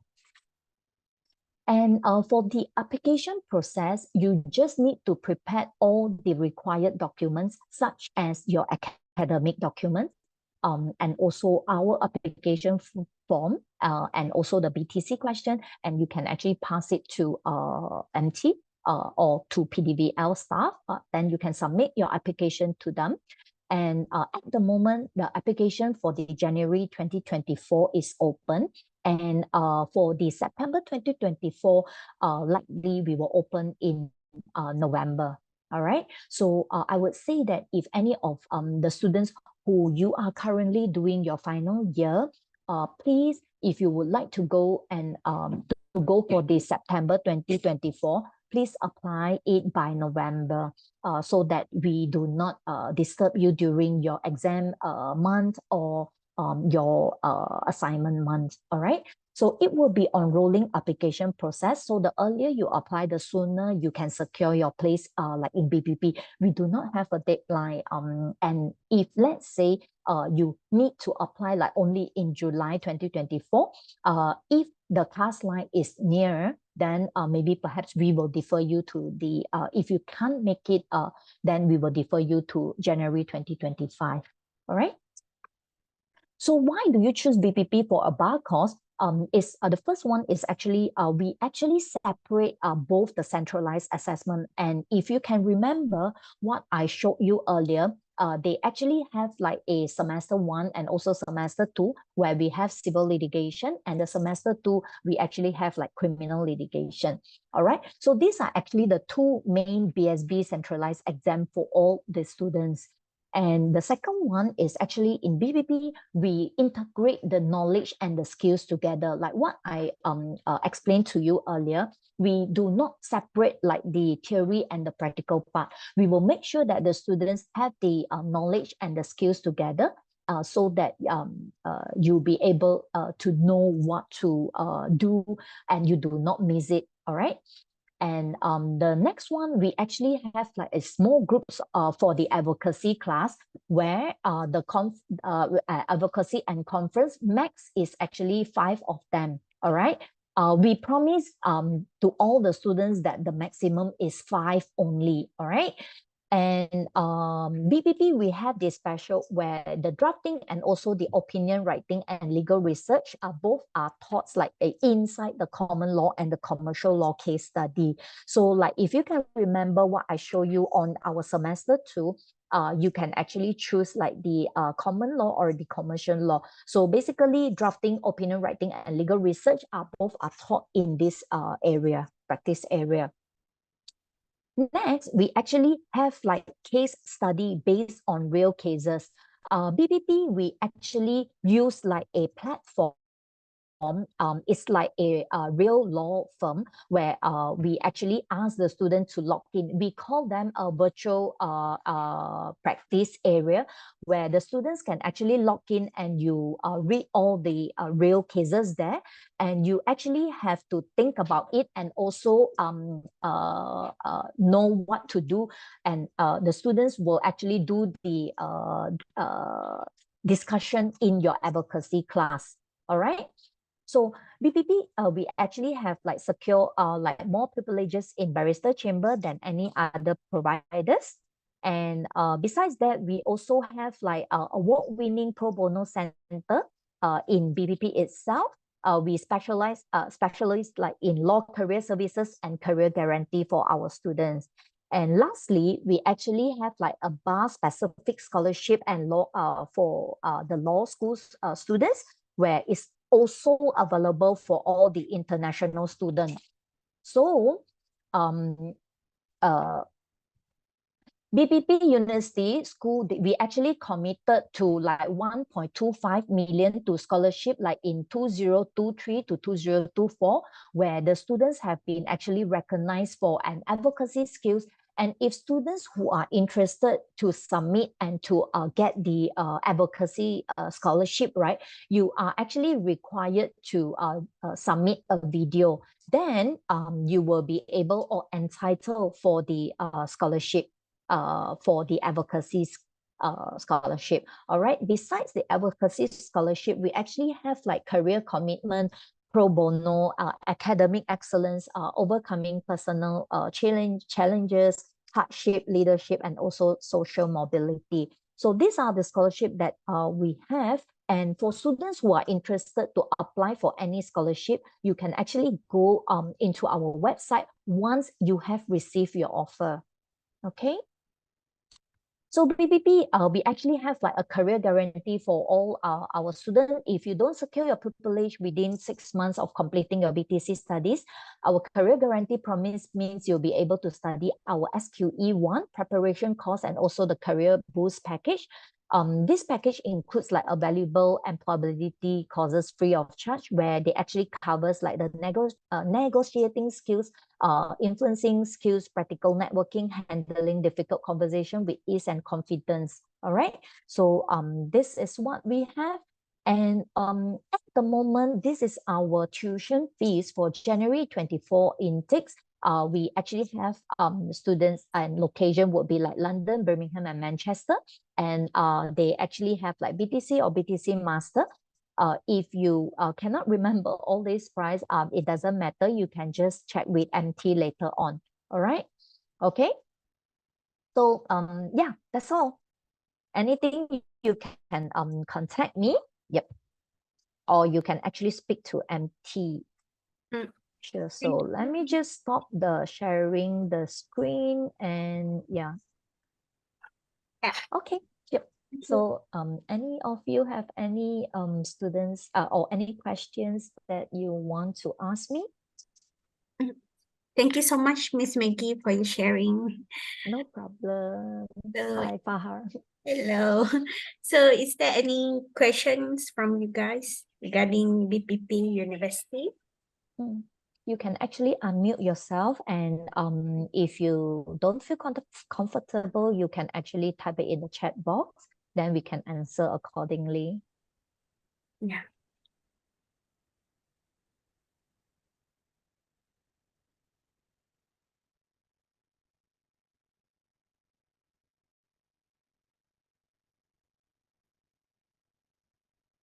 Thank you, Maggie, again. I think it been like a marathon for a few universities sharing on the informations, and students perhaps already got a lot of informations, and we really hope that this sessions brings you a lot of informations and can bring back a lot of the thing that you can consider. And if you are doing year 3 right now, it is really a time that you need to give a very deep thoughts about whether you want to do bar or CLP, and then what programs available to you, like the bar and the bar course with LLM, the location, the fees, and again the scholarships offered by the bar providers are limited So if let's say, if you have a very good results and you want to try to apply, all the university, the criteria to apply is you need to get the offer of a place. So we suggest students, if you are considered right now, don't have any hesitation. Just apply and try to apply for the scholarships as well.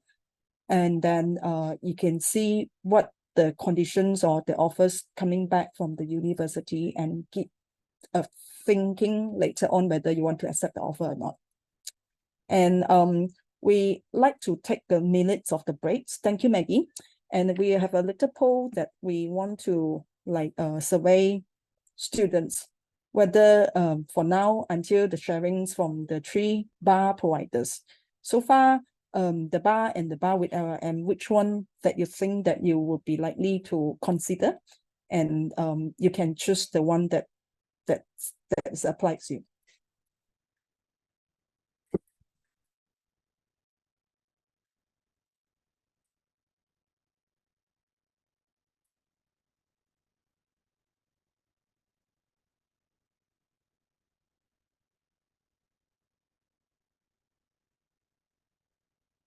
Well, students coming back with the polls, and I would like to continue with the session. So today, thanks again, and thanks for sparing your evening time and the morning time. And I think quite many of you doing law, you may probably already heard that the bar programs could be an exhausting year. Within that year, you have a lot of the preparation and a lot of assessment to go, up to 10 assessment, including the BSB centralized examination and the university assessment. So I think a lot of students would come to me and say that I wish that before I start the program, I wish someone warm them or provide me some tips before I start the program so that I can prepare ahead. And this is all the comments that we received from our students before that. So here we are. I would like to bring you the highlight of today's event, where we invited a panel of students to share from their student perspective, their experience as a bar student, and their tips to succeed in the program and before becoming a barrister. I would like to introduce Arvin from KL, and he is doing the bar training program master course at BBP London. Shannen from KK Sabah, and she is doing the Masters of Law at Northumbria University. And next, I would like to introduce Christina Jashens, and she is doing the bar LLM at University of Law London. Arvin, Shannen, and Christina, would you want to share and turn on your camera so that we can start the sessions?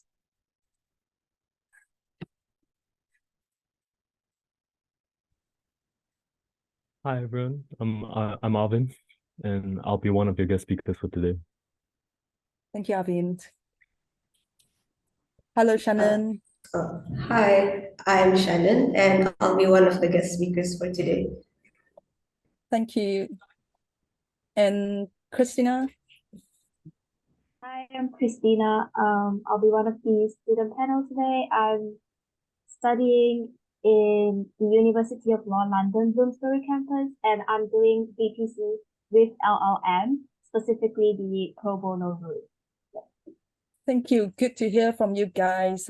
I know that it's been a very busy schedule for you guys.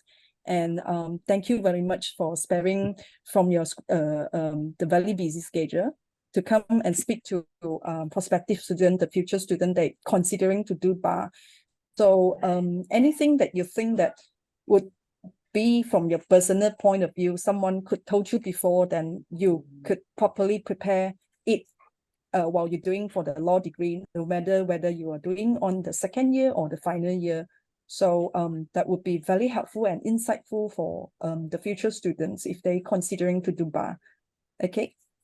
For students attending for today, it's this a very precious opportunity. Have students here today to share from their perspective.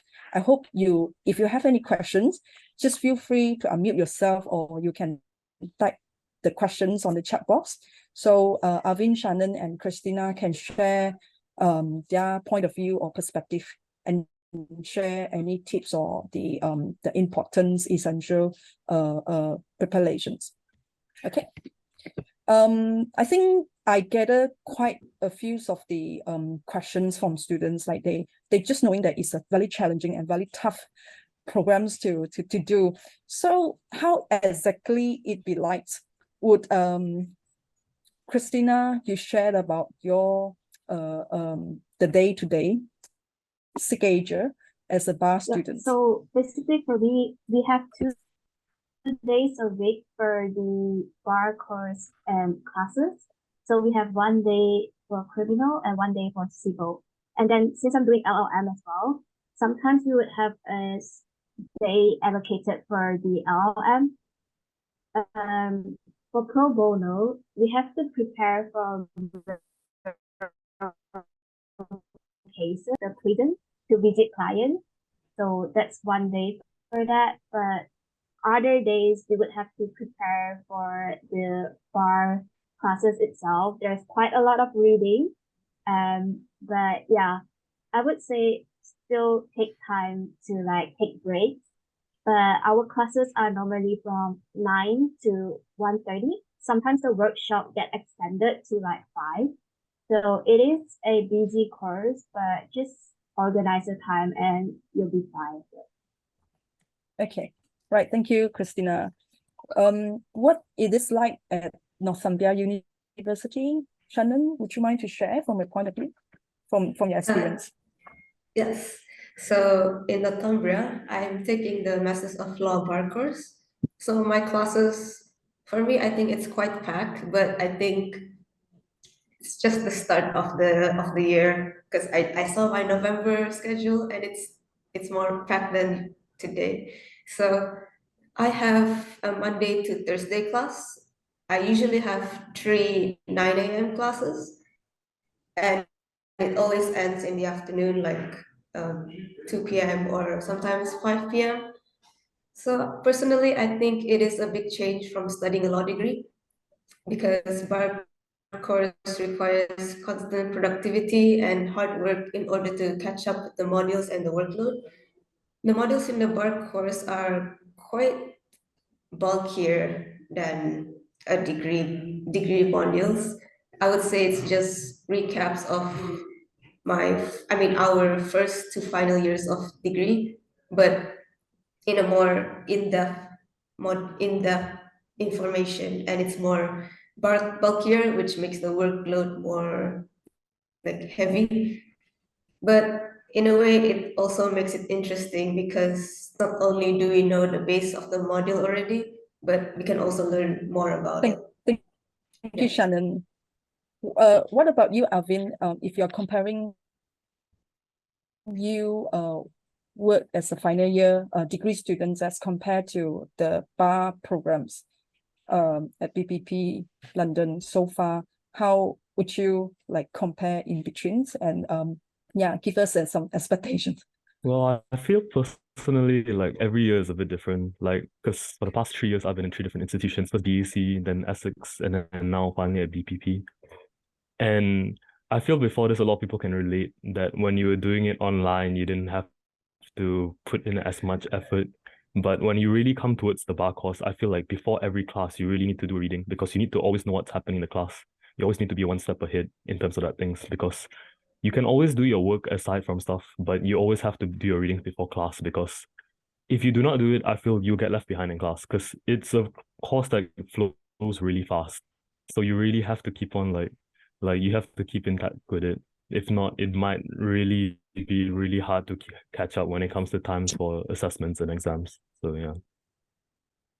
Okay, I think that is just the thing that we're going to talk later. So Arvin shared a very important tips that if that is a very quick flow programs and requiring students to have a like first got to stay focused, and there is no time for you to lag behind. And if you properly finish this assessment or the projects, then the next that you cannot be like, oh, I want to take a break, 1 week or holiday, and then come back again. Then properly that would lay behind then the other classmates, or you may have a lot of words pending. So is that the same for you, Christina?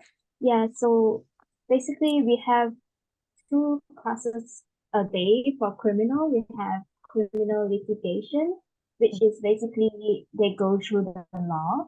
And then the next class would be like a workshop or like advocacy skills where you have to present your case. And you have to prepare it at once because you'll be working with another person in your group who is likely to be acting as the client.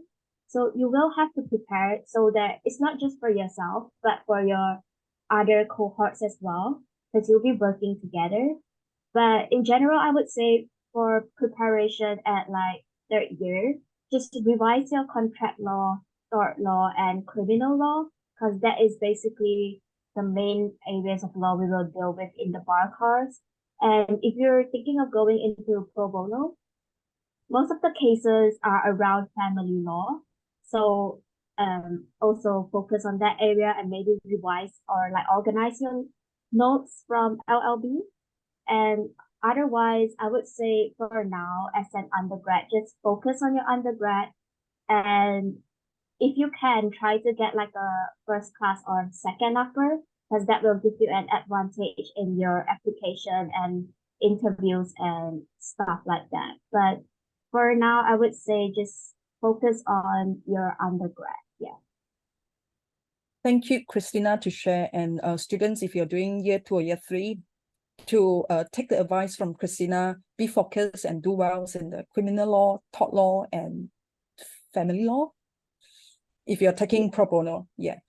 Okay, thank you very much. And Shannen, what do you think that very important if you would like to advise yourself, if you are to yourself, if you imagine that you're doing year 2 or year 3, probably there's some advices to yourself or to other students to prepare if you want to take up the bar programs?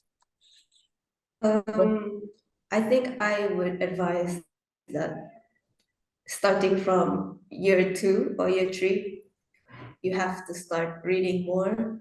You have to start organizing your time. Like, you really need to use all the free time that you have, because if you slack, you will be left behind, as according to what Arvin said. Because like what he said as well, the bar is a fast course. So if you don't prepare for the next class, you will be left behind, and also you will get called out by your lecturer or your tutor. So I think the 3 advice that I would advise myself or other people would be to organize your time, read more, and also, but most importantly, I think we should all remember that we still need time for ourselves, like a break, or just do something for ourselves that makes ourselves feel better. Yeah. Okay, thank you very much. It is really fast-paced course. Imagine that in 1 year times, 8 to 9 months, you got to complete so many modules, and then there are 10 assessments to complete. And in between the time, you got to jam with the 10 QS session. So the next, we would want to ask about the ins of courts experience. So I think quite many students, when they're applying for bar programs, they always come to me and ask MT, which ins that you think is good, and which one is like more popular among Malaysian. So I usually ask students to check on the websites, and that would be definitely like just Miss Maggie said, that this is on preference and nothing really will affecting your future specialized modules or whatever. But from people, students like you, when you chose for the ins of courts, what made you to come the decision that you want to like Lincoln's Inn or Meadows Temple? These are the 2 popular ins of courts among Malaysian. So would you want to share about how did you like which in the course that you chose, and then why you want to choose to be a member. And Christina, would you want to like speak on this? Yeah, so I'm in Lincoln's Inn. Lincoln's Inn is one of the oldest and it's closest to where I stay.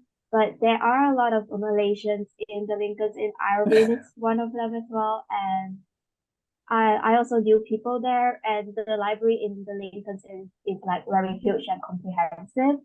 But also they do this residential weekend where you get to stay for like 3 days, 2 nights somewhere and do trainings and workshops, and you get like 6 qualifying sessions. So you only need 10 qualifying sessions to get called to the bar, and the residential weekend itself is 6. So that is very valuable to me. But also I just like to add, like, you can still travel to other inns for their library. You're not limited to the only inn where you're the member of. And I've heard that my friend who's in Middle Temple, he has more events and activities. And also for Middle Temple, you get interviewed. Everyone gets interviewed for scholarship, so you have more chances for scholarship. And for Grace Inn, my friend is in Grace Inn. They have more lesser member, so their community is more close knit. So you can also consider that. And for Inner Temple, I heard that they have more workshops and trainings.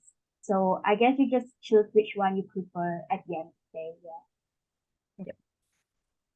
Shannen, I remember you registered as a member for Middle's Temple. So what made you to choose Middle's Temple? Okay. Well, at first I chose Middle Temple because a lot of my friends say it's another home for Malaysians, because 80% of the Middle Temple are Malaysians. And I went to a qualifier session. I went to 3 qualifier sessions last month in London, and I can say that is true. Yeah, like 80% of them are Malaysians, which makes me feel like home. But besides that, I did do further research on it, and I found out that the first woman barrister to be called to the bar in Middle Temple, she made legal history when she was the first woman to make use of the Sex Disqualification Removal Act 1999, where it says that, before this act, women can't be barristers, but because of her, we are here today. Like, we have the chance to become women barristers in our generation, and I think that is really, really something amazing. So yeah, I do not regret my choice, but I do have a lot of friends coming from Inner Temple, Grace Inn, and Lincoln's Inn, and I do hear a lot of amazing stories from them as well, like all the different kinds of events and all the different kinds of members. And I think all of the inns are great. And just like what my colleague said, you just need to know which one you prefer the most. Yeah. Thank you. And I heard from my students, Middle's Temple provide free drinks. Is that correct, or just a myth? Yes. During the dinner, they do provide you 1 bottle of wine for each section of table, like red wine and white wine. So that's quite nice. But they still have like alcohol limits, so we don't get too much. But yeah, just enough to be classy. Yeah. But it's a bonus. Yeah. But anyway, quite good to know about the women, the first barristers to fight for the women's right, and that makes the history, and now women can practice in the legal field as well. Good to know. Thank you. And Arvin, what about you?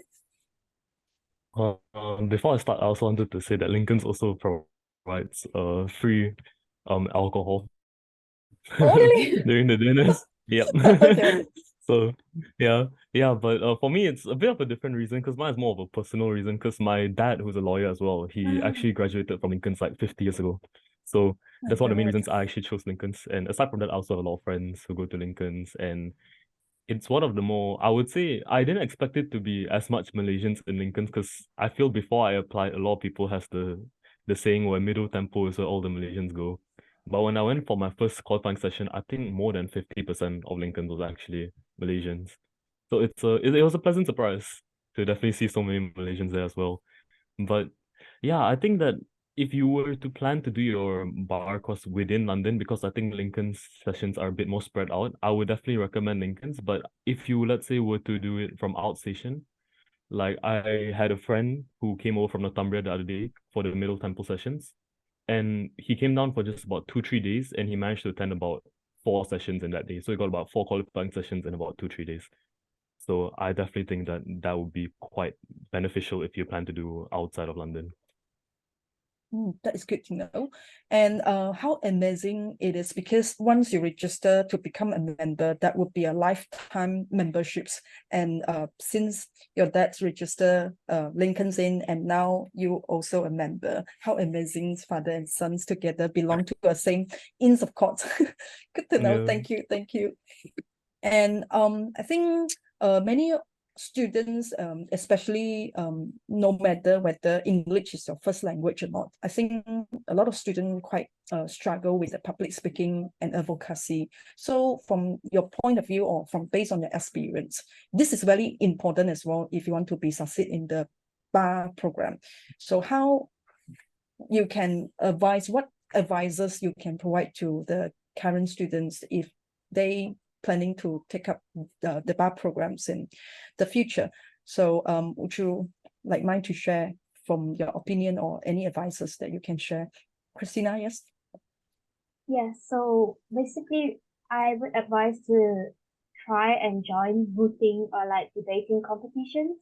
And you can always sign up to attend like court hearings near you, so you can see how it goes in real life. And if that is too much, you can always watch videos online, because they're always recorded for public view. And the other thing I would say, the biggest mistake I did was like I didn't sign up for any mini pupillage when I was in undergrad. But mini pupillage is very valuable for your CV when you apply for pupillage after you finish a bar course. So try to get mini pupillages and just any kind of legal experience anyway. And the other thing is, I would say, get informed on the current news, because basically any kind of interviews, whether it be mini pupillages or like scholarship interviews, they always ask on current news. The most popular ones would be like your view on the right to protest, or like the current, because there's a new law on the right to protest or like strikes. And maybe just you can plan your answer in advance, but don't get too scripted. And you can, usually they'll ask about your strengths, how you manage time, how do you show you have resilience, or like sometimes they'll ask, what's a law or like a case decision that you don't agree with and why. So their questions usually surround these kind of questions, so you can prepare your answer in advance, but just get informed on current news. And you don't have to worry too much about English not being your first language. I was really worried about it when I first started, because I don't sound that fluent. But they don't really care as long as you can present your case or like your points clearly. You don't even have to talk quickly, because people tend to do that a lot. But you don't have to talk quickly as long as people understand your points, and you can always practice your skill by like leadership roles in your societies in undergrad maybe. But yeah, that's it. Thank you, Christina. And Shannen, like to share about your thoughts? Yes, I think one way to improve advocacy is to be more confident in public speaking, which I didn't have before this. I mean, I still don't, but I think I do have a little right now. But before this, I was really shy. But I think I was advised by a lot of my seniors. They said you need to be more confident, even though you're scared, but you just have to do it anyway, because since you're already there, why waste the opportunity? And also, like Christina said, you should consider mooting or any debate clubs because it helps you with your figure of speech. And yeah, I think another advice is to be aware of the little details in case facts because that's the tricky parts. Even though it's very, very simple and you think it's like it's just there to make context, but it's not. There's always a meaning to it. Like there's a reason why it's there. And I think that's a big contribution to our marks in the final exam because if you disregard that, then it will change your whole answer. So yeah, like Christina said as well, you don't need English to be your first language because you just need a good presentation of your submission, like your points and the way you present it. Because what advocate, it says it doesn't matter what language you speak, it's how you persuade the court, it's how you persuade the juries. And I think that's really important to know because anyone has the right to be an advocate, and you don't have to be a certain person to be entitled to learn it. Yeah. Thank you, Shannon. I cannot agree more that if you want to be a very good speaker and convincing people, that the most essential that you need to be confident to what you're saying. So you cannot be confident until you prepare enough. So get the facts, get everything prepared and speak confidently, then that you'll be partly okay. And even though if you are not English is not your first language. Thank you. Arvin, please. My main point would practically be around what Shannen said. Confidence is definitely key for this. Like, if you have any opportunity in the past as well, or like even now where for like debating or mooting, you definitely should take it up because it really does help a lot. Because when you go into class to give your talk on, let's say, like submission advocacy, they even like take down the minor details like your eye contact, your body movement, your posture. So by naturally talking a lot, like or debating a lot or speaking a lot in terms of facts, you will naturally come easier for like eye contact and like body language and everything. So confidence as well as like body language is the main point for it. I also feel like you should definitely like keep yourself well versed, like what Christina said earlier. Keep up with the news nowadays. For me, I've been quite lucky. My submission advocacy class in BPP is only 5 people. So, and we're all quite close to each other because we have our other classes together as well. So before the class, even when the teacher comes in, we'll just talk about the latest news like that happened. Like just go around the news before the class starts to make it a bit more of like a homelier and easier feeling for you to talk. So I feel like it's always good to just keep yourself at ease, be confident. Even if you're slow a bit, it's really fine. Just make sure your point is heard rather than speeding up and getting through it all. So yeah. Okay, thank you, Arvin. So another key is apart from doing well in your law degree, you also need to keep up with the current news and things like that.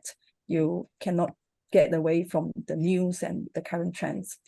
So yeah, the next one I think that is essential for students to know that you can apply the bar program by yourself.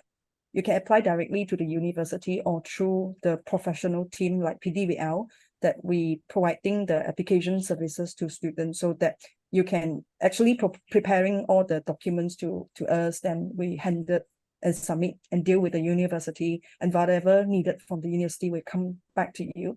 And then later on, the application, if you accept the offers, then we will help you for visa. So would Christina, you can speak your experience with PDVL so far for your application. Thank you.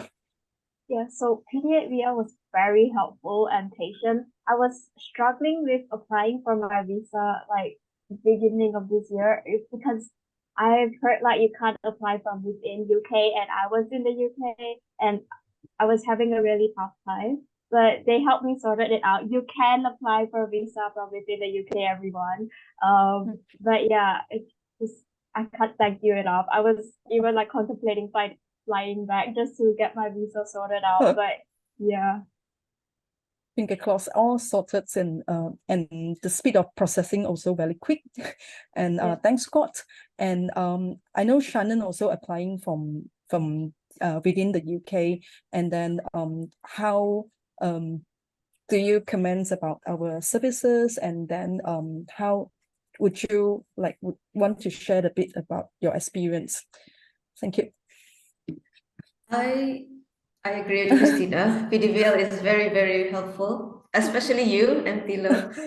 You help me a lot ever since my final year of degree until now. I did apply within the UK because I didn't fly back to Malaysia, sadly.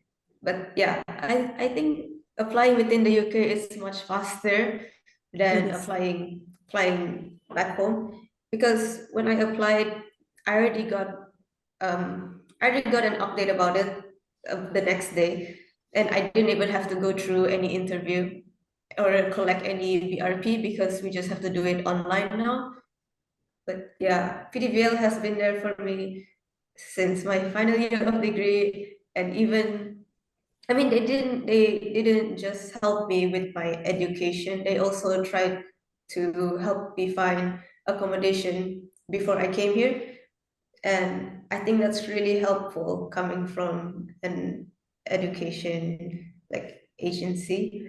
And Tilo has been there for me, like not just to advise me on what to do, but she was also there for me emotionally, and also like she's very supportive of me. There was one time where I don't know what to choose, whether just the bar course or LLM, and she listed out. She took her time off her busy schedule to list out the pros and cons for both, and with like a lot of thinking, I took Master of Law bar course because she told me it's more worth it. And as far as I'm in my Masters of Law bar course right now, I can agree with her that it is worth it. Yeah. Thank you. Lastly, Arvin, thank you. Yeah, no, I agree with both of them. PDVL really helped me a lot throughout my entire process of applying. I felt like I was one of the more annoying students that Miss Lau had to deal with because I kept on applying very early on. I kept on bugging her really early on because I started my application, I think it was in November itself, like October, November. So I started really early on because I didn't want it to get to the point where I had to focus on my studies as well as this. So I applied really early on for everything. I was really blur about everything, the visa things, the application to the courts, but she really helped me out in everything in general. And it was just really smooth, honestly, because I also applied for my visa within the UK. And surprisingly enough, I actually got it back within an hour. I remember it was really quick. They got back to me saying it was successful. And it was just a really smooth process, honestly. So I would definitely recommend PDVL. Thank you, Arvin. And I think I found the commons between you three, because you guys attended our bar event last year, and you know what you want at the very beginning. And a lot of students with clear mind and they plan ahead, usually they can be focused on the later very headache part, and that is very essential. So another tips for students for the application part.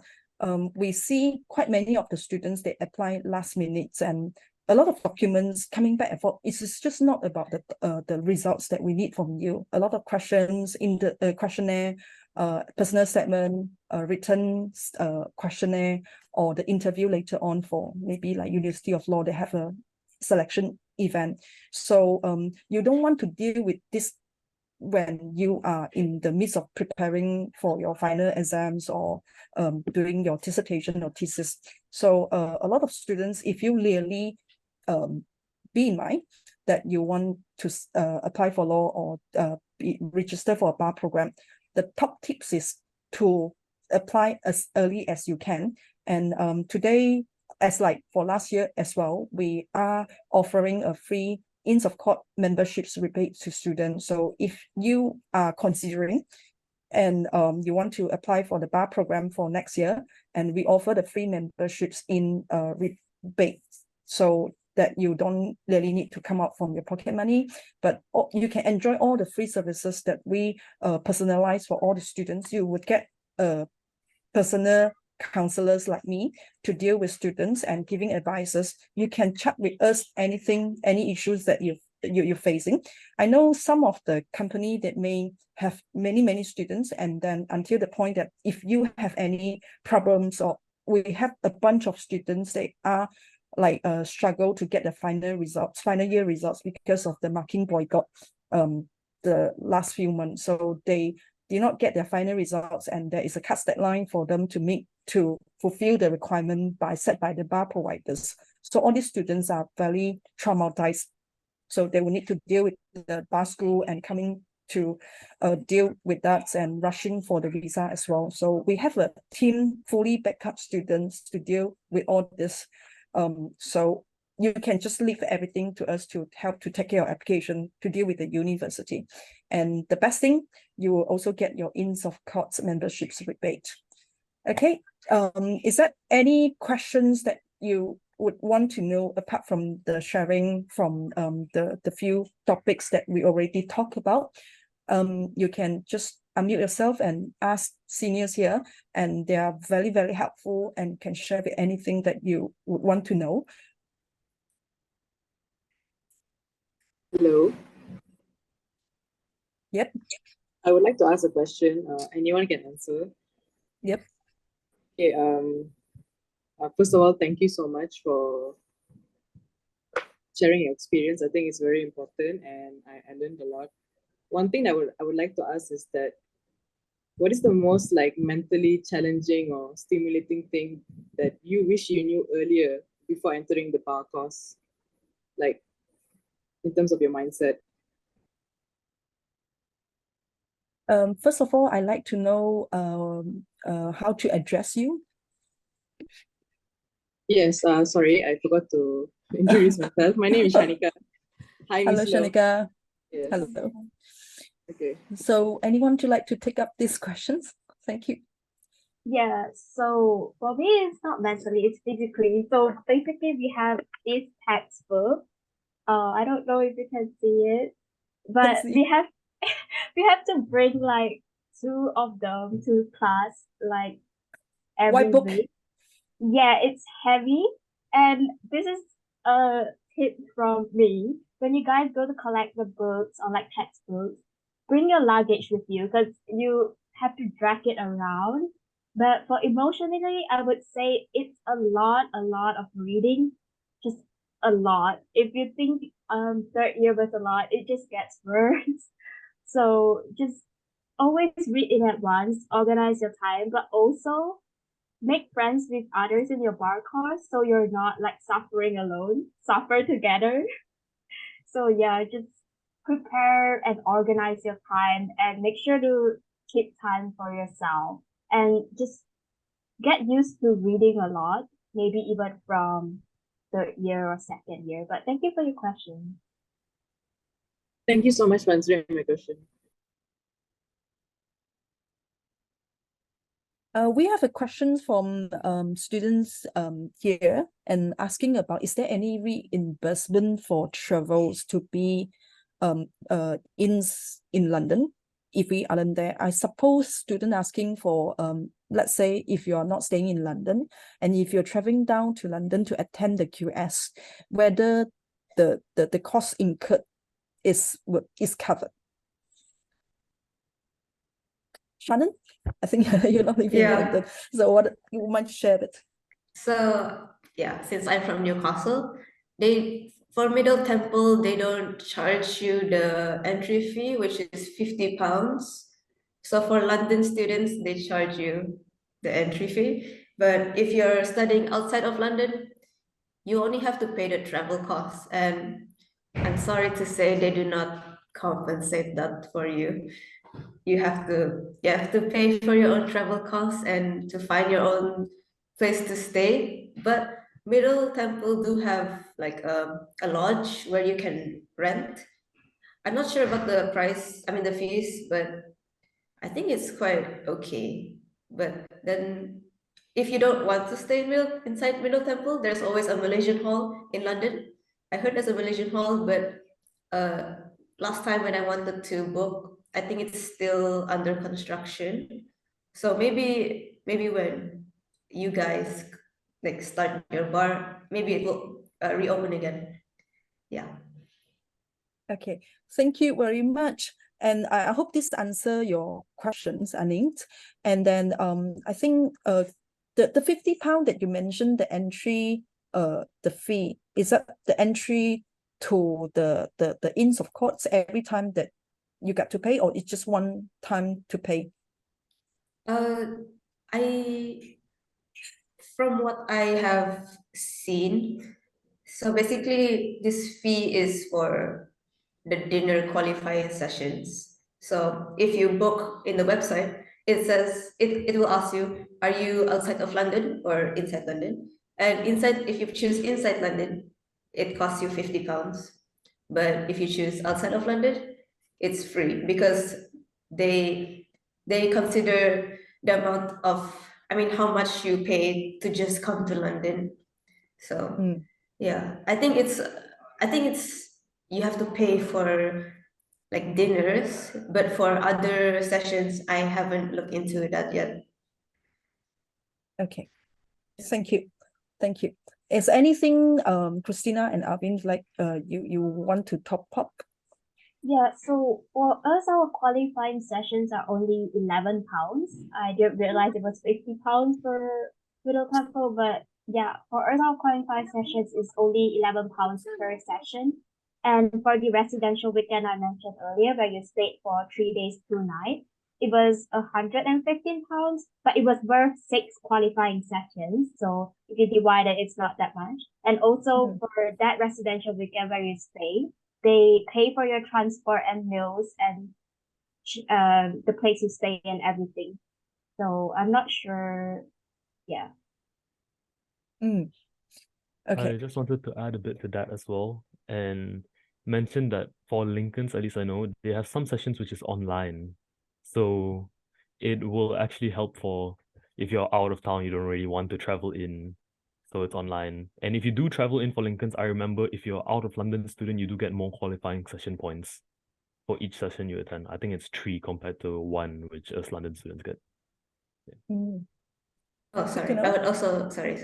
Yeah. I'd also like to add, Middle Temple also has online events. I forgot to mention that. Yeah, but for those qualifying sessions that we have to attend in person, yeah, those are the costs. Okay, right. Thank you. There is one more question here asking the main differences between an LLM and the PG diplomas in law BDC, besides the duration of the course and the tuition fee. I can speak in general, because different universities, they have a different structure, but the main vocational training part are standardized every university, and there are standardized and centralized exams for every student, no matter which bar providers you attending for the program. But LLM bits that would still go back to the bar provider. Maybe some specific programs offered by the University of Law and the BPP University would differ one to another. And the duration wise, of course, the bar program itself 8 to 9 months, but with LLM, it will extend it for 1 year, a full 12 months program. So in general, I'm speaking in general, all the bar programs you need to complete first the bar PG diploma, then only that you qualified to go to the bar, and the last bit that you completing towards the LLM. So bar, then plus the LLM as a later part. So the fee with the LLM usually more expensive, but some bar providers make it the same, but it's just not always the one. So looking for the duration, bar only shorter, with LLM longer, and the fee wise for the bar only is cheaper, but it's not a lot of difference. So a lot of students considering, since I'm completing a bar program and I would probably later on going into the privilege of chambering. So I would not really have a time for LLM. And if you want to have a master title in your certificate, then that would be best to have an LLM integrates into the program, so you can sekaligus, you complete in one go, and then focusing on your chambering. Yep. Thank you. And I hope this answer your questions. But other than that, is there any points that you want to top up as student? Yeah, so the bar practice course is necessary for you to get called to the bar to practice as a barrister, but the Masters of Law is just an additional qualification. So you have to do the BPC or BPC to be a barrister, but you don't necessarily have to do the Masters of Law. That's just an extra qualification if you want to add it to your title, like what MP said. Yeah. Okay, thank you. I just wanted to add as well. I feel like a lot of people beforehand might be a bit worried about whether the workload is too much if you do the masters, but I just wanted to mention that it's completely separate. So you go through your BTC course for the first, at least in BPP, it's completely separate. So you go through the BTC course for the first 8 months-ish, and then after that, the last 3 months is just fully focused on your dissertation for your masters. Yeah, that's just the thing. So it's not like be together and then imaging your, it's actually before that together, but then bar standard boards make it a separate one. So it's a good plus points for students. And a lot of students before that, you probably heard from your seniors that very, very difficult and tough if you're doing the LLM at the end.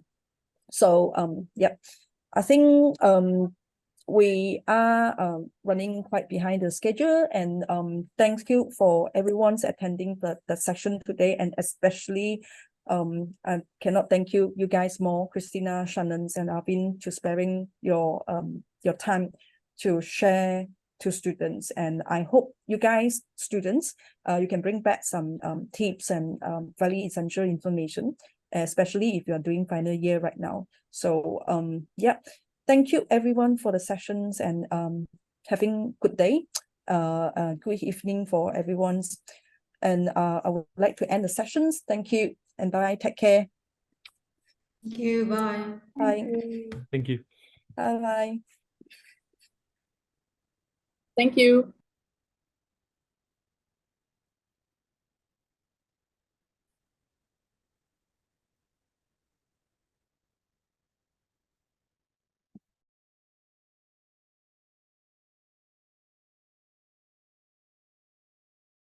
Like at least 30 hours of your self-study in order to get yourself prepared for the workshop, because all the during your workshop you will actually be discussing on your conferencing and also your advocacy, where you are talking on the case study, and all the students you actually needed to prepare your answer before you go into the workshop. So I would say that maybe perhaps weekly you need to spend like around 10 hours is for your workshop, but like 30 hours is for your self-study.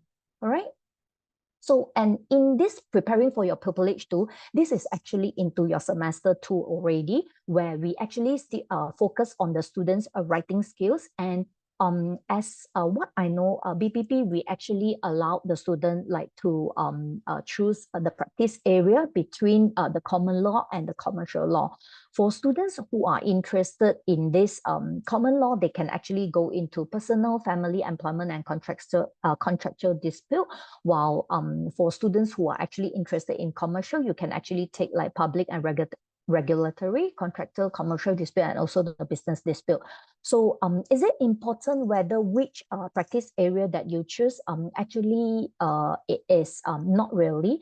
The reason why we allow the student to have a choice whether to do it a common law or a commercial law is because these are the main areas where the student get their privilege, like in the UK itself. So why we offer this to the student is because previously when we offer our BPTC course, we actually have all these as like an elective for our student to choose when they are in their final semester. But due to the validation of the entire course from the BSB, we actually not able to offer an additional elective course for these students, and we actually place them into like common law and commercial law, where the students can actually choose whatever area that they prefer. So do not worry if you actually choose like a different from what like in the future what you want to practice. It is okay, yeah, because it doesn't affect anything at all for in the future. All right. So in PVP, we actually offer two kinds of BTC course, where the first one is actually a barrister training course. All right. The students can actually go into the entire course for like 9 months. And if you are interested, some of the students are talking about the LLM, you can actually take up the BTC master. All right. So if you're looking at the pupillage one, you're actually doing the civil litigation and evidence and submission advocacy, then drafting. Then after this, after 3 months, you will go for your BSB exam, your first BSB exam.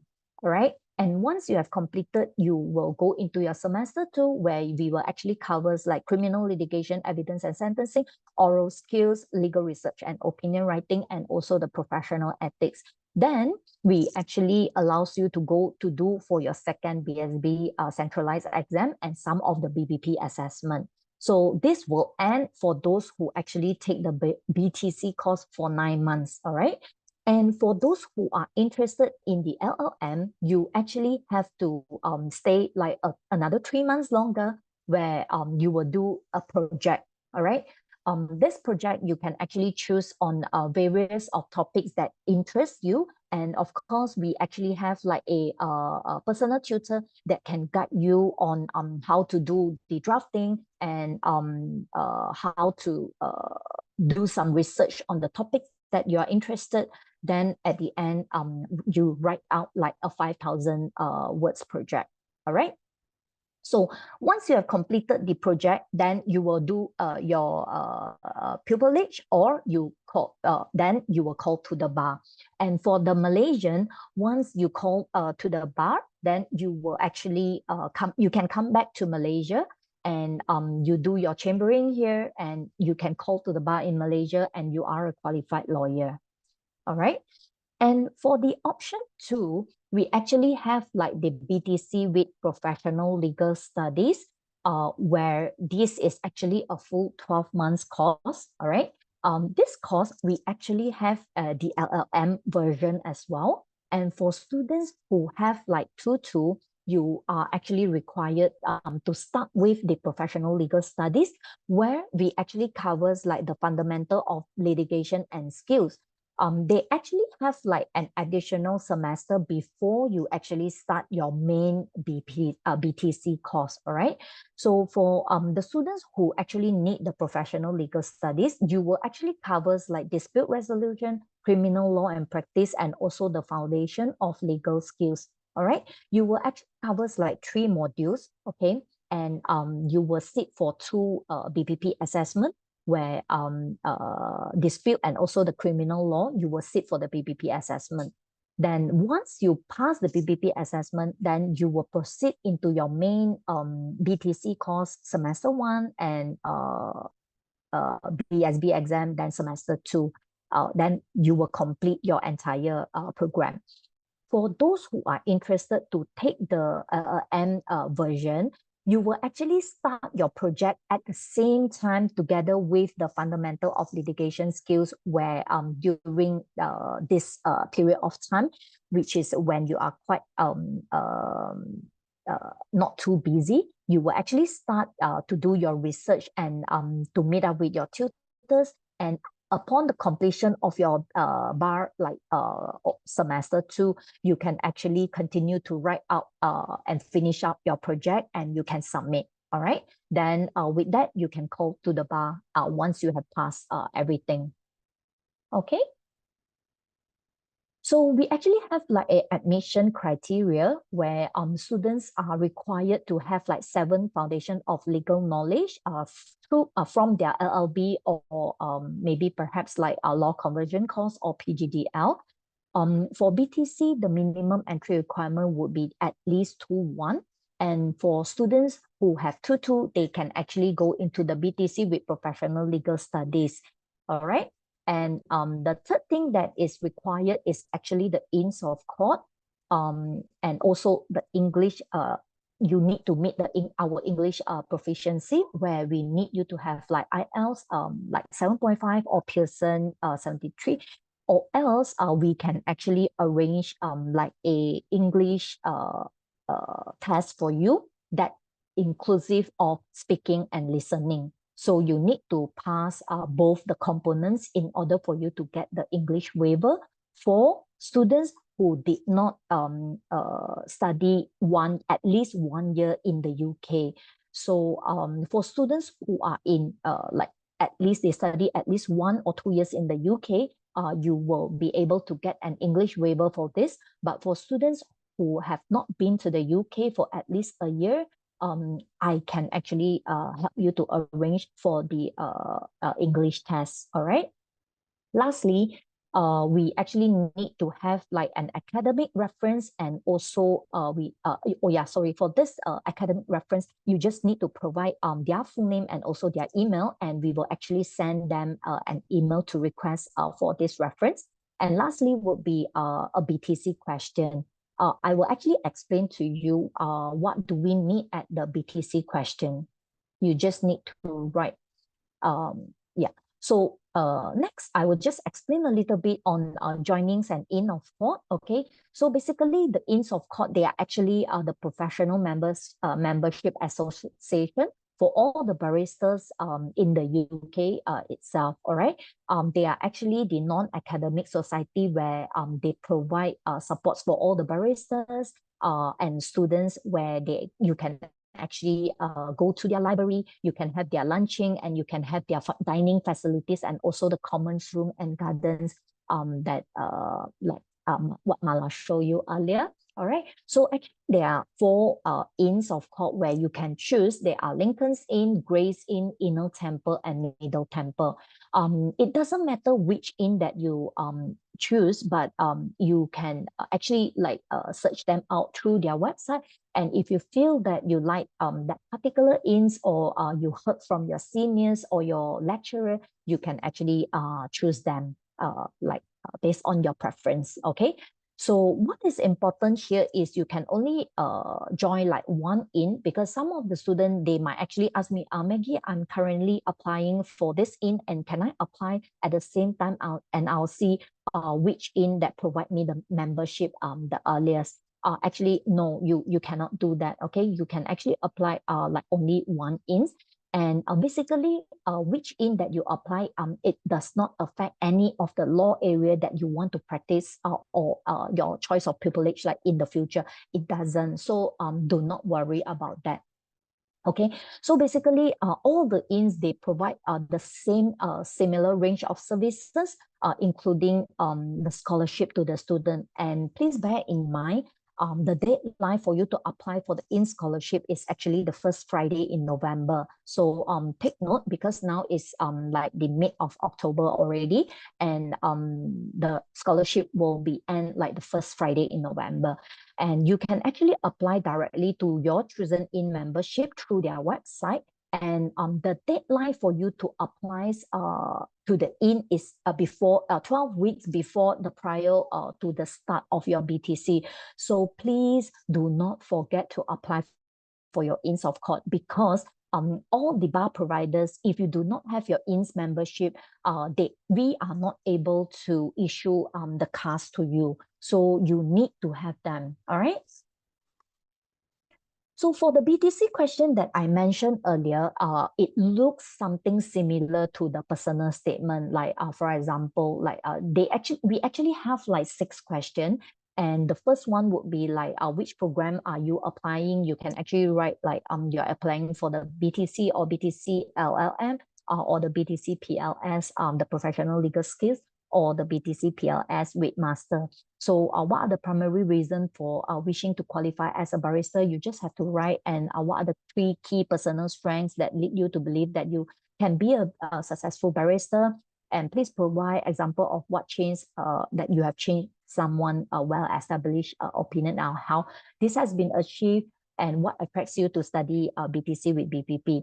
So as for number 6, you can actually leave it, or if you have other relevant information, you can actually fill in. All right. So for this question, BTC question, if you contact MT, MT will be able to provide this to you, or it's actually on our website as well. And for the application process, you just need to prepare all the required documents, such as your academic documents, and also our application form, and also the BTC question, and you can actually pass it to MT or to PDVL staff. Then you can submit your application to them. And at the moment, the application for the January 2024 is open. And for the September 2024, likely we will open in November. All right. So I would say that if any of the students who you are currently doing your final year, please, if you would like to go and to go for the September 2024, please apply it by November, so that we do not disturb you during your exam month or your assignment month. All right. So it will be on rolling application process. So the earlier you apply, the sooner you can secure your place like in BPP. We do not have a deadline. And if let's say you need to apply like only in July 2024, if the class line is near, then maybe perhaps we will defer you to the, if you can't make it, then we will defer you to January 2025. All right. So why do you choose BPP for a bar course? The first one is actually, we actually separate both the centralized assessment, and if you can remember what I showed you earlier, they actually have like a semester 1 and also semester 2 where we have civil litigation, and the semester 2 we actually have like criminal litigation. All right, so these are actually the 2 main BSB centralized exams for all the students. And the second one is actually in BPP, we integrate the knowledge and the skills together. Like what I explained to you earlier, we do not separate like the theory and the practical part. We will make sure that the students have the knowledge and the skills together, so that you'll be able to know what to do and you do not miss it. All right. And the next one, we actually have like a small groups for the advocacy class, where the advocacy and conference max is actually 5 of them. All right. We promise to all the students that the maximum is 5 only. All right.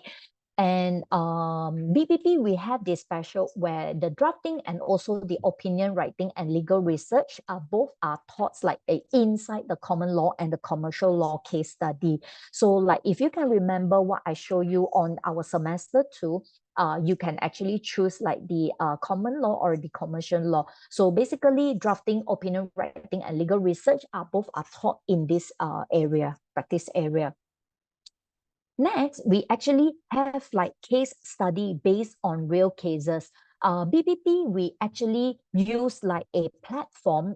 It's like a real law firm where we actually ask the student to log in. We call them a virtual practice area where the students can actually log in and you read all the real cases there, and you actually have to think about it and also know what to do.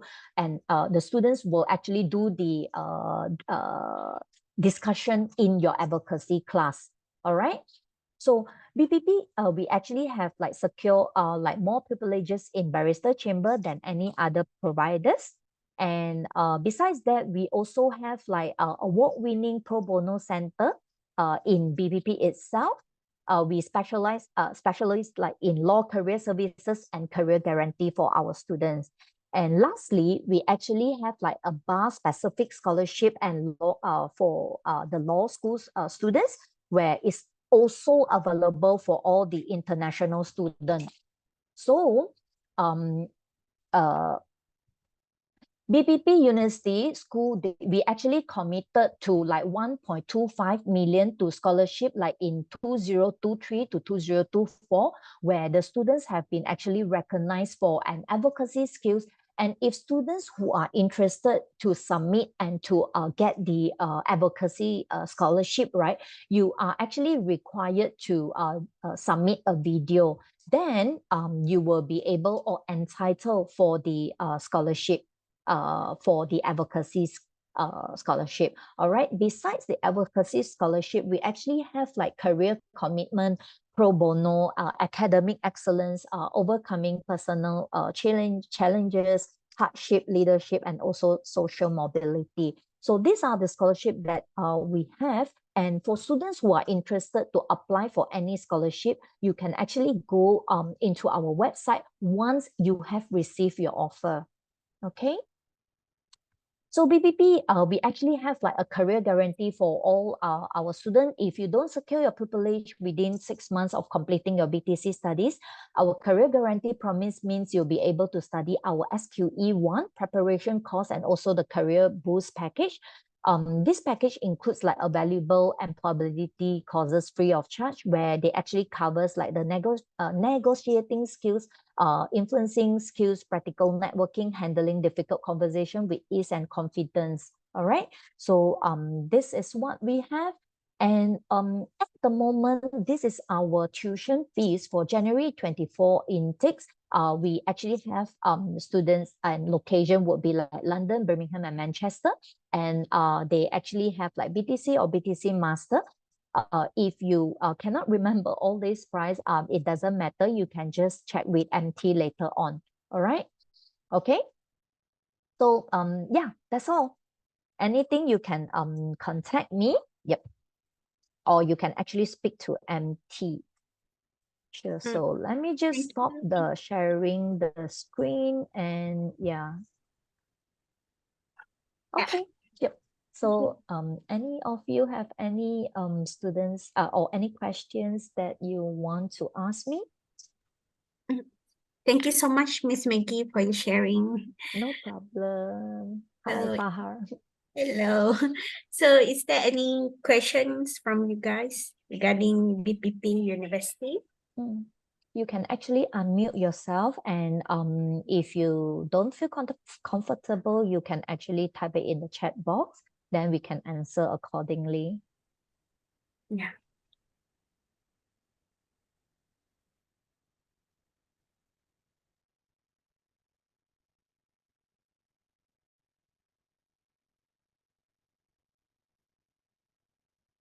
Thank you, Maggie, again. I think it been like a marathon for a few universities sharing on the informations, and students perhaps already got a lot of informations, and we really hope that this sessions brings you a lot of informations and it can bring back a lot of the thing that you can consider.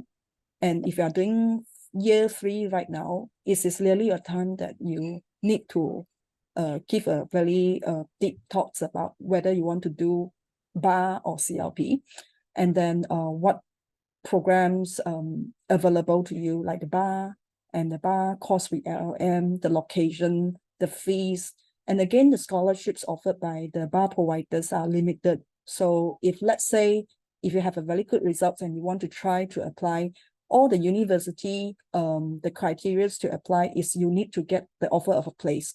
So we suggest students, if you are considered right now, don't have any hesitation. Just apply and try to apply for the scholarships as well.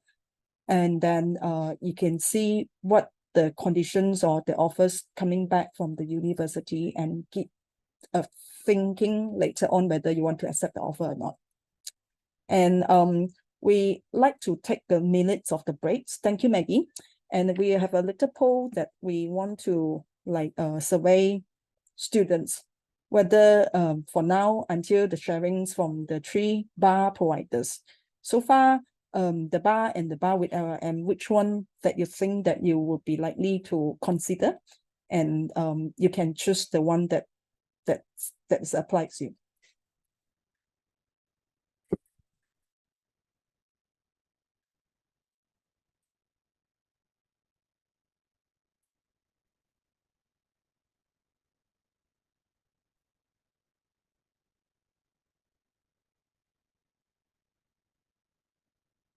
Well, students coming back with the post, and I would like to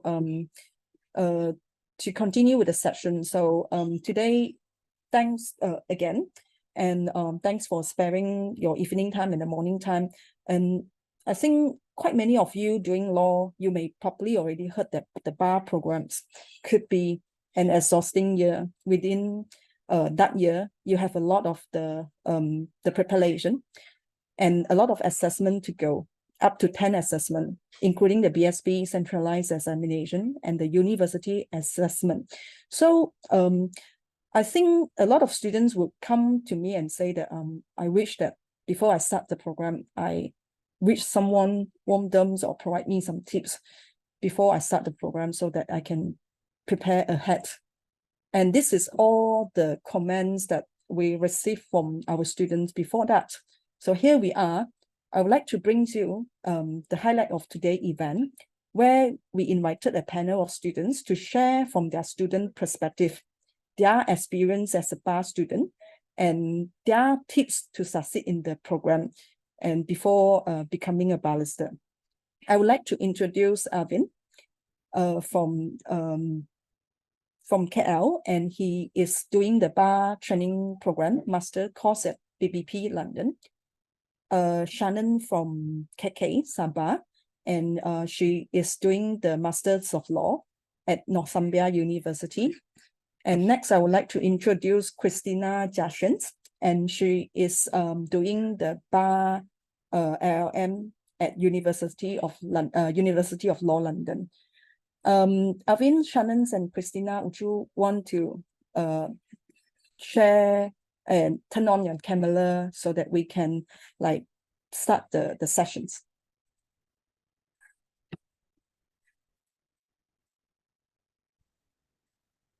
Hi everyone, I'm Arvin, and I'll be one of your guest speakers for today. Thank you, Arvin. Hello, Shannen. Hi, I'm Shannen, and I'll be one of the guest speakers for today. Thank you. And Christina? Hi, I'm Christina. I'll be one of the student panel today. I'm studying in the University of Law London Bloomsbury campus, and I'm doing BPC with LLM, specifically the pro bono route. Thank you. Good to hear from you guys. I know that it's been a very busy schedule for you guys. And thank you very much for sparing from your the very busy schedule to come and speak to prospective student, the future student that considering to do bar. So anything that you think that would be from your personal point of view, someone could told you before, then you could properly prepare it while you're doing for the law degree, no matter whether you are doing on the second year or the final year. So that would be very helpful and insightful for the future students if they're considering to do bar. Okay.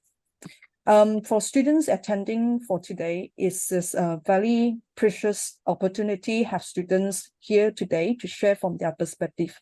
I hope if you have any questions, just feel free to unmute yourself, or you can type the questions on the chat box. So Arvin, Shannen, and Christina can share their point of view or perspective and share any tips or the important essential preparations. Okay.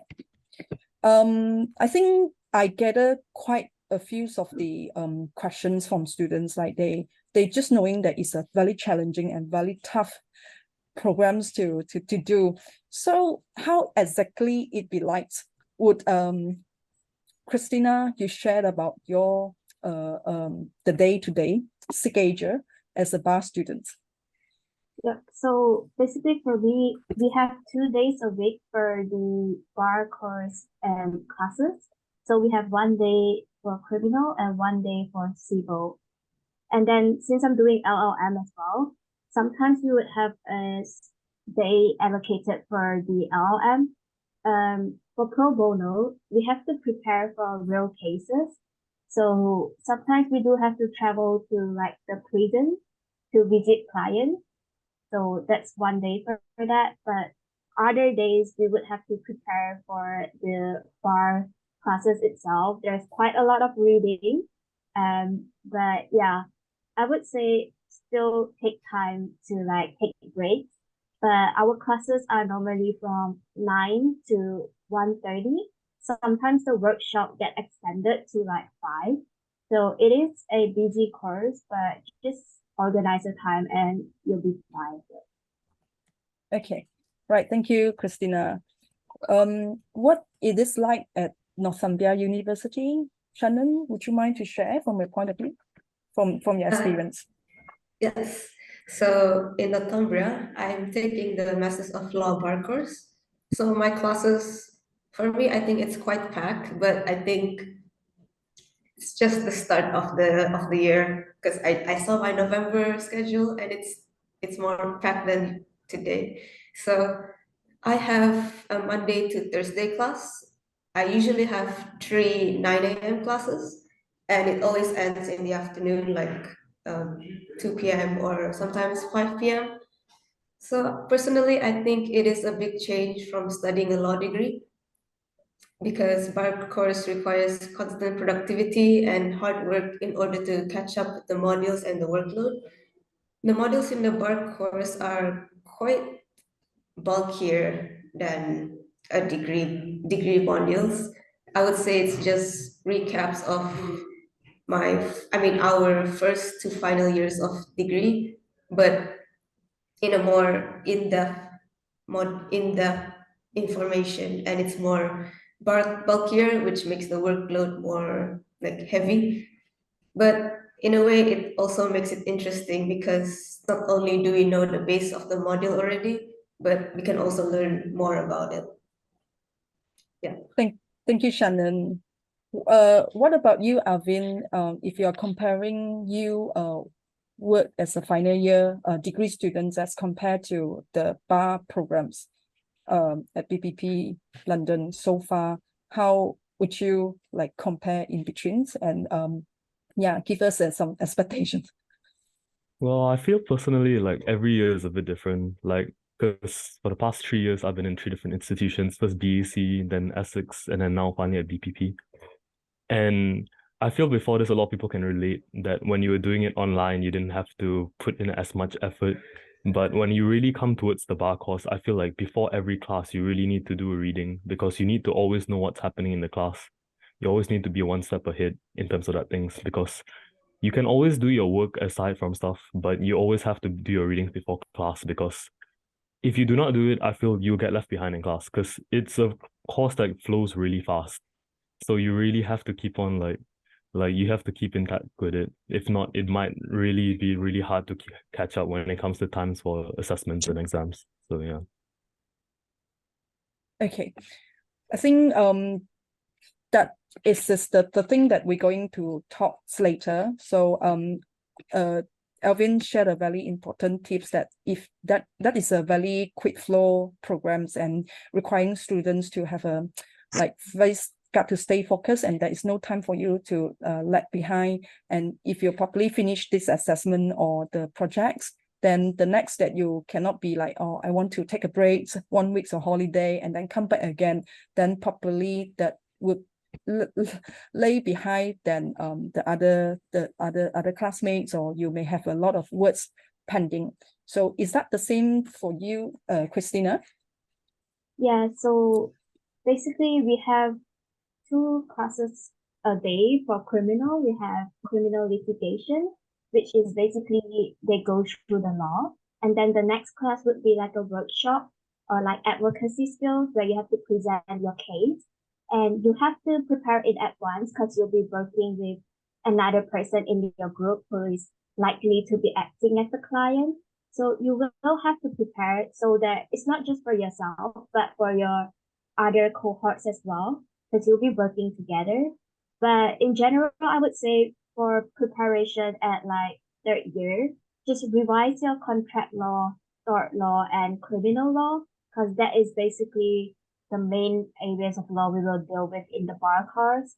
And if you're thinking of going into pro bono, most of the cases are around family law. So also focus on that area and maybe revise or like organize notes from LLB. And otherwise, I would say for now, as an undergrad, just focus on your undergrad. And if you can, try to get like a first class or second upper, because that will give you an advantage in your application and interviews and stuff like that. But for now, I would say just focus on your undergrad. Yeah. Thank you, Christina, to share. And students, if you're doing year 2 or year 3, to take the advice from Christina, be focused and do well in the criminal law, tort law, and family law. If you're taking pro bono, yeah. Okay, thank you very much. And Shannen, what do you think that very important if you would like to advise yourself, if you are to yourself, if you imagine that you're doing year 2 or year 3, probably there's some advices to yourself or to other students to prepare if you want to take up the bar programs? I think I would advise that starting from year 2 or year 3, you have to start reading more. You have to start organizing your time. Like, you really need to use all the free time that you have, because if you slack, you will be left behind, as according to what Arvin said. Because like what he said as well, the bar is a fast course. So if you don't prepare for the next class, you will be left behind, and also you will get called out by your lecturer or your tutor. So I think the three advice that I would advise myself or other people would be to organize your time, read more, and also, but most importantly, I think we should all remember that we still need time for ourselves, like a break, or just do something for ourselves that makes ourselves feel better. Yeah. Okay, thank you very much. It is really fast-paced course. Imagine that in 1 year times, 8 to 9 months, you got to complete so many modules, and then there are 10 assessments to complete. And in between the time, you got to jam with the 10 QS session.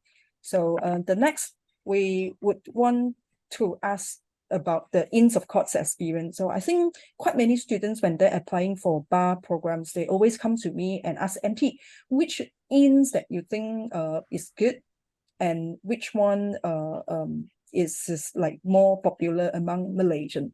So I usually ask students to check on the websites, and that would be definitely, like just Miss Maggie said, that this is on preference and nothing really will affecting your future specialized modules or whatever. But from people, students like you, when you chose for the ins of courts, what made you to come the decision that you want to, like Lincoln's Inn or Meadows Temple? These are the two popular inns of courts among Malaysian. So would you want to share about how did you like why which inns of courts that you chose, and then why you want to choose to be a member?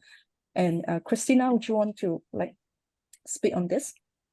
Yeah, so I'm in Lincoln's Inn. Lincoln's Inn is one of the oldest, and it's closest to where I stay. But there are a lot of Malaysians in the Lincoln's Inn. Arvin is one of them as well, and I also knew people there. And the library in the Lincoln's Inn is like very huge and comprehensive. But also they do this residential weekend where you get to stay for like 3 days, 2 nights somewhere and do trainings and workshops. And you get like 6 qualifying sessions. So you only need 10 qualifying sessions to get called to the bar, and the residential weekend itself gives 6. So that is very valuable to me. But also I just like to add, like, you can still travel to other inns for their library. You're not limited to the only inn where you're the member of. And I've heard that my friend who's in Middle Temple, he has more events and activities. And also for Middle Temple, you get interviewed. Everyone gets interviewed for scholarship, so you have more chances for scholarship. And for Grace Inn, my friend is in Grace Inn. They have more lesser member, so their community is more close knit. So you can also consider that. And for Inner Temple, I heard that they have more workshops and trainings. So I guess you just choose which one you prefer at the end of the day. Yeah. Shannon, I remember you registered as a member for Middle Temple. So what's made you to choose Middle Temple? Okay. Well, at first I chose Middle Temple because a lot of my friends say it's another home for Malaysians because 80% of the Middle Temple are Malaysians. And I went to a qualifying session. I mean, I went to 3 qualifying sessions last month in London, and I can say that is true. Yeah, like 80% of them are Malaysians, which makes me feel like home. But besides that, I did do further research on it, and I found out that the first woman barrister to be called to the bar in Middle Temple, she made legal history when she was the first woman to make use of the Sex Disqualification Removal Act 1999, where it says that, I mean, before this act, women can't be barristers, but because of her, we are here today. Like, we have the chance to become women barristers in our generation, and I think that is really, really something amazing. So yeah, I do not regret my choice, but I do have a lot of friends coming from Inner Temple, Gray's Inn, and Lincoln's Inn, and I do hear a lot of amazing stories from them as well, like all the different kinds of events and all the different kinds of members. And I think all of the inns are great. And just like what my colleague said, you just need to know which one you prefer the most. Yeah. Thank you. And I heard from my students, Middle Temple provide free drinks. Is that correct or just a myth? Yes, during the dinner, they do provide you 1 bottle of wine for each section of table, like red wine and white wine. So that's quite nice. But they still have like alcohol limits, so we don't get too much. But yeah, just enough to be classy. Yeah.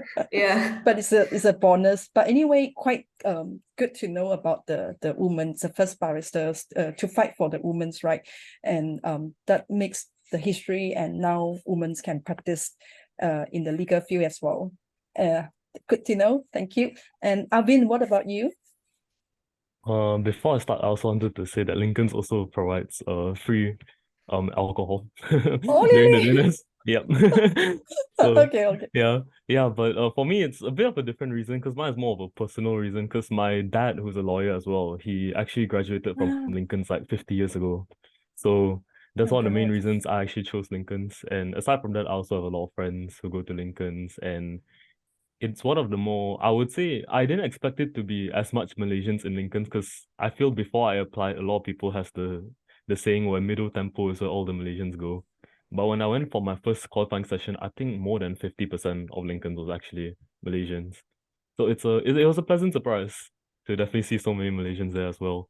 But yeah, I think that if you were to plan to do your bar course within London, because I think Lincoln's sessions are a bit more spread out, I would definitely recommend Lincoln's. But if you, let's say, were to do it from outstation, like I had a friend who came over from Northumbria the other day for the Middle Temple sessions, and he came down for just about 2-3 days, and he managed to attend about 4 sessions in that day. So he got about 4 qualifying sessions in about 2-3 days. So I definitely think that that would be quite beneficial if you plan to do outside of London. That is good to know. And how amazing it is, because once you register to become a member, that would be a lifetime memberships. And since your dad's register Lincoln's Inn, and now you also a member, how amazing, father and sons together belong to a same Inns of Court. Good to know. Thank you. And I think many students, especially no matter whether English is your first language or not, I think a lot of students quite struggle with the public speaking and advocacy. So from your point of view, or from based on your experience, this is very important as well if you want to be succeed in the bar program. So how you can advise, what advices you can provide to the current students if they planning to take up the bar programs in the future? So would you like mind to share from your opinion or any advices that you can share? Christina, yes? Yes, so basically, I would advise to try and join voting or like debating competitions. And you can always sign up to attend like court hearings near you so you can see how it goes in real life. And if that is too much, you can always watch videos online because they're always recorded for public view. And the other thing I would say, the biggest mistake I did was like I didn't sign up for any mini pupillage when I was in undergrad. But mini pupillage is very valuable for your CV when you apply for pupillage after you finish a bar course. So try to get mini pupillages and just any kind of legal experience anyway. And the other thing is I would say get informed on the current news because basically any kind of interviews, whether it be mini pupillages or like scholarship interviews, they always ask on current news. The most popular ones would be like your view on the right to protest or like the current, because there's a new law on the right to protest or like strikes.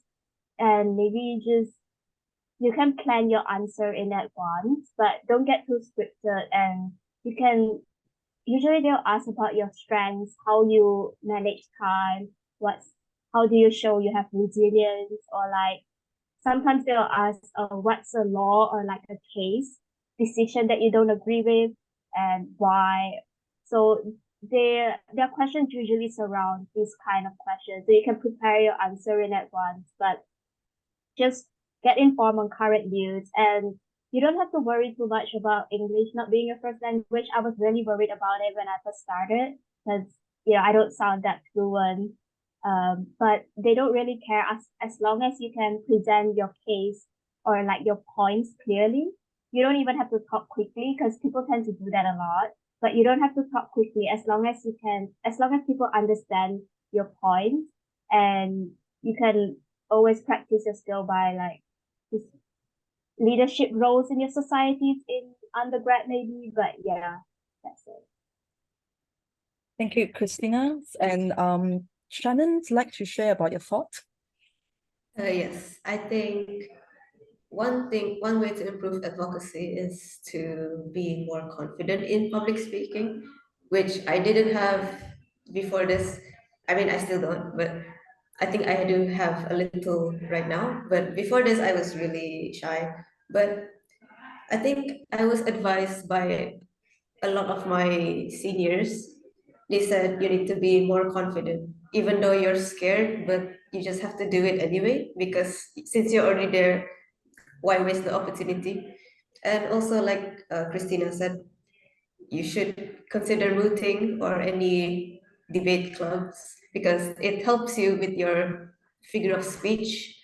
And yeah, I think another advice is to be aware of the little details in case facts because that's the tricky parts. Even though it's very, very simple and you think it's like it's just there to make context, but it's not. There's always a meaning to it. Like there's a reason why it's there. And I think that's a big contribution to our marks in the final exam because if you disregard that, then it will change your whole answer. So yeah, like Christina said as well, you don't need English to be your first language because you just need a good presentation of your submission, like your points and the way you present it. Because what I think I've read a book recently, it's called The Devil's Advocate. It says it doesn't matter what language you speak, it's how you persuade the court, it's how you persuade the juries. And I think that's really important to know because anyone has the right to be an advocate. and you don't have to be a certain person to be entitled to learn it. Yeah. Thank you, Shannon. I cannot agree more that if you want to be a very good speaker and convincing people, that the most essential that you need to be confident to what you're saying. So you cannot be confident until you prepare enough. So get the facts, get everything prepared and speak confidently, then that you'll be partly okay. And even though if you're not English is not your first language. Thank you. Arvin, please. My main point would practically be around what Shannon said. Confidence is definitely key for this. Like, if you have any opportunity in the past as well, or like even now where you for like debating or mooting, you definitely should take it up because it really does help a lot. Because when you go into class to give your talk on, let's say, like submission advocacy, they even like take down the minor details like your eye contact, your body movement, your posture. So by naturally talking a lot, like or debating a lot or speaking a lot in terms of facts, you will naturally come easier for like eye contact and like body language and everything.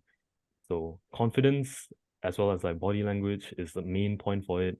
I also feel like you should definitely like keep yourself well versed, like what Christina said earlier. Keep up with the news nowadays. For me, I've been quite lucky. My submission advocacy class in BPP is only 5 people. So, and we're all quite close to each other because we have our other classes together as well. So before the class, even when the teacher comes in, we'll just talk about the latest news like that happened, like just go around the news before the class starts to make it a bit more of like a homelier and easier feeling for you to talk. So I feel like it's always good to just keep yourself at ease, be confident, even if you're slow a bit, it's really fine. Just make sure your point is heard rather than speeding up and getting through it all. So yeah. Okay, thank you, Arvin. So another key is apart from doing well in your law degree, you also need to keep up with the current news and things like that. You cannot get away from the news and the current trends. So yeah, the next one I think that is essential for students to know that you can apply the bar program by yourself.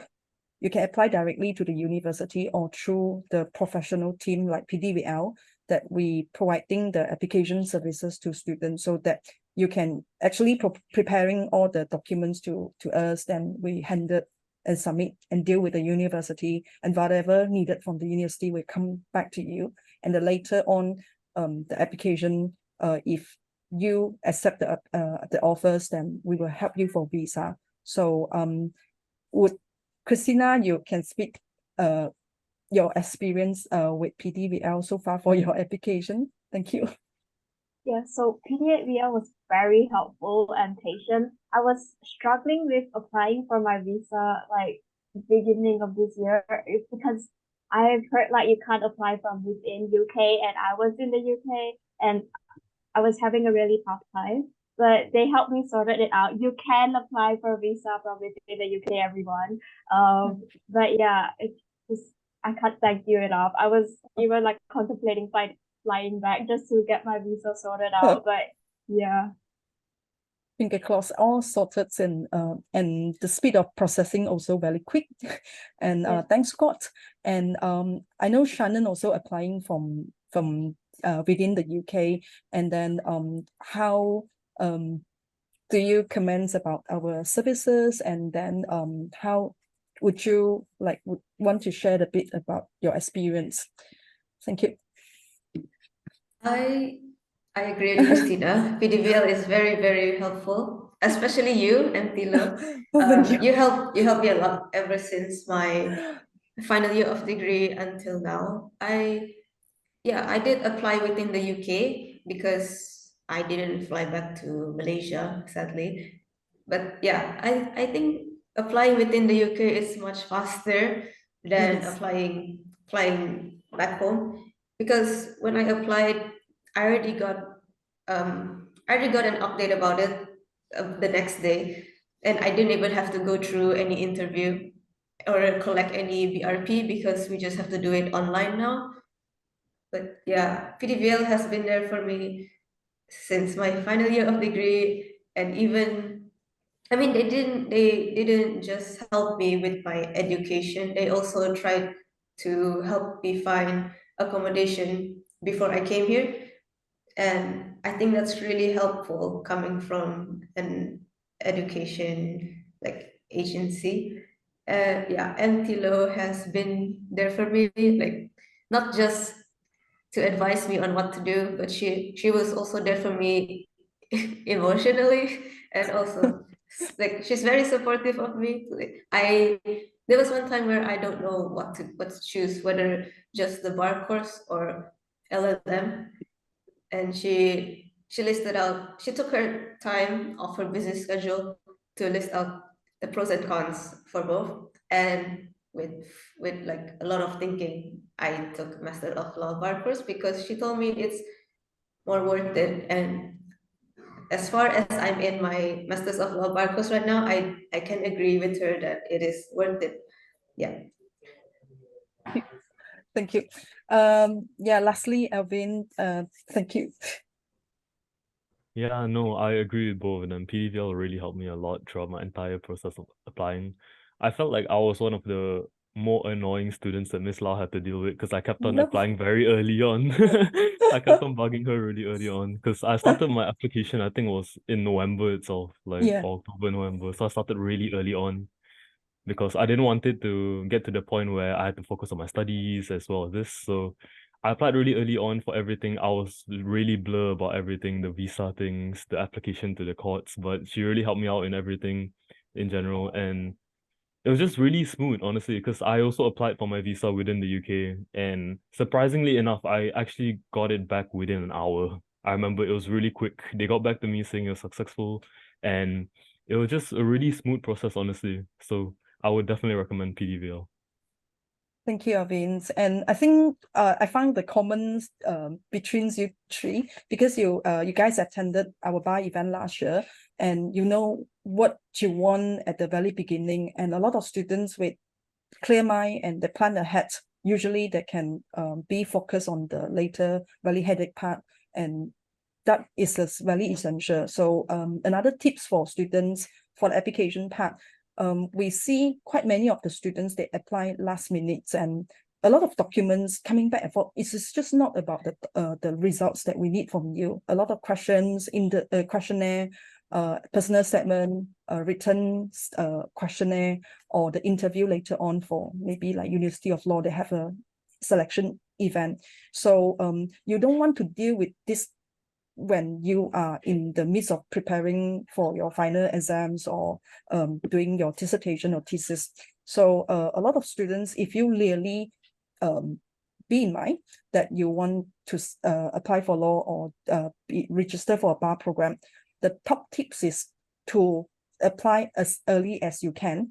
And today, as like for last year as well, we are offering a free Inns of Court memberships rebate to students. So if you are considering and you want to apply for the bar program for next year, and we offer the free memberships in rebate, so that you don't really need to come out from your pocket money, but you can enjoy all the free services that we personalize for all the students. You would get personal counselors like me to deal with students and giving advices. You can chat with us anything, any issues that you're facing. I know some of the company that may have many students, and then until the point that if you have any problems, or we have a bunch of students that are like struggle to get the final year results because of the marking boycott the last few months. So they did not get their final results, and there is a cut deadline for them to fulfill the requirement set by the bar providers. So all these students are very traumatized. So they will need to deal with the bar school and coming to deal with that and rushing for the visa as well. So we have a team fully backup students to deal with all this. So you can just leave everything to us to help to take care of application to deal with the university. And the best thing, you will also get your Inns of Court memberships rebate. Okay, is there any questions that you would want to know apart from the sharing from the few topics that we already talked about? you can just unmute yourself and ask seniors here, and they are very, very helpful and can share with anything that you would want to know.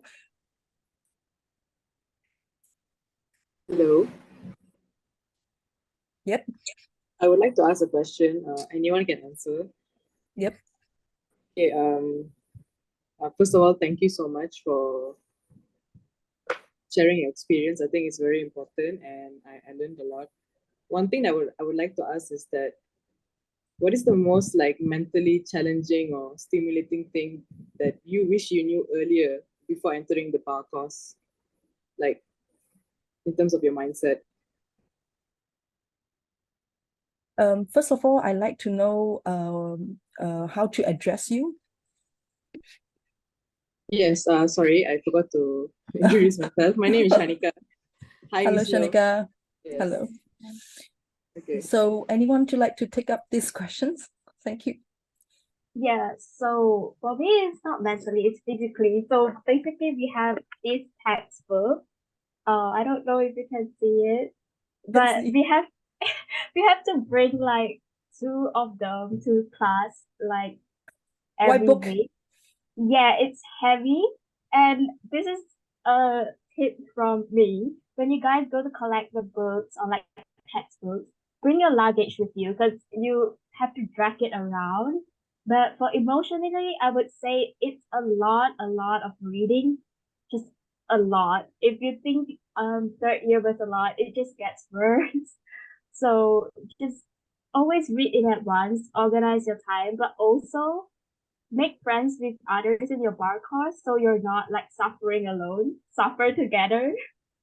So yeah, just prepare and organize your time and make sure to keep time for yourself and just get used to reading a lot, maybe even from third year or second year. But thank you for your question.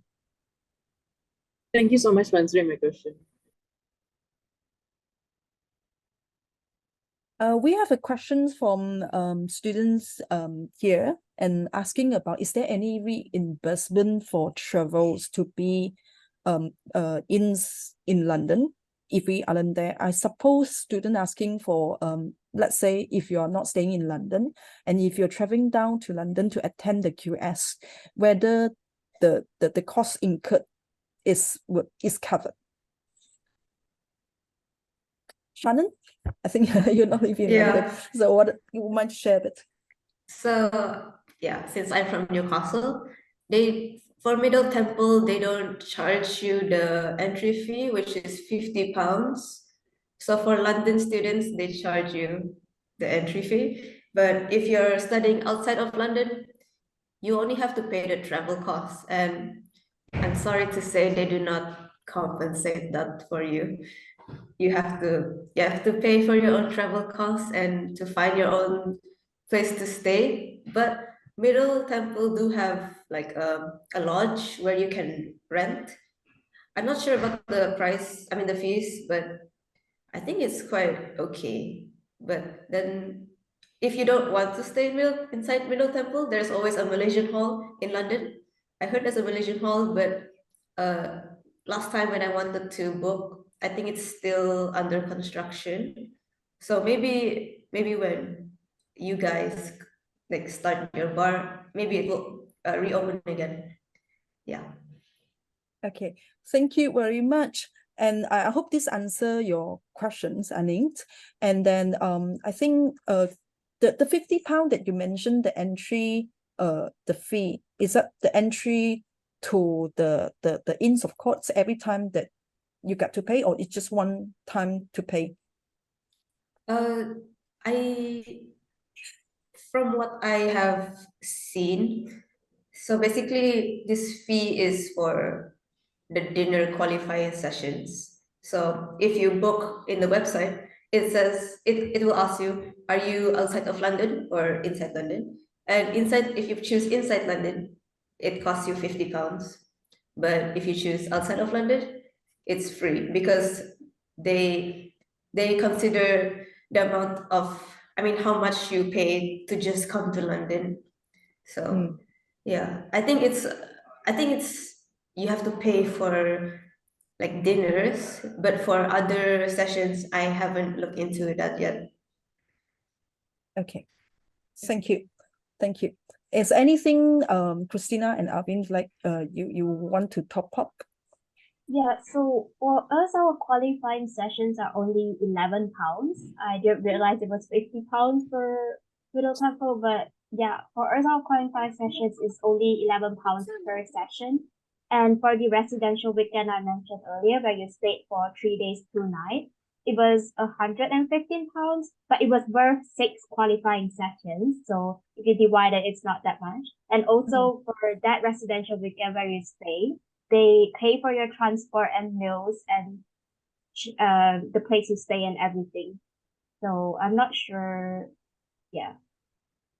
Okay. I just wanted to add a bit to that as well and mention that for Lincoln's, at least I know, they have some sessions which is online.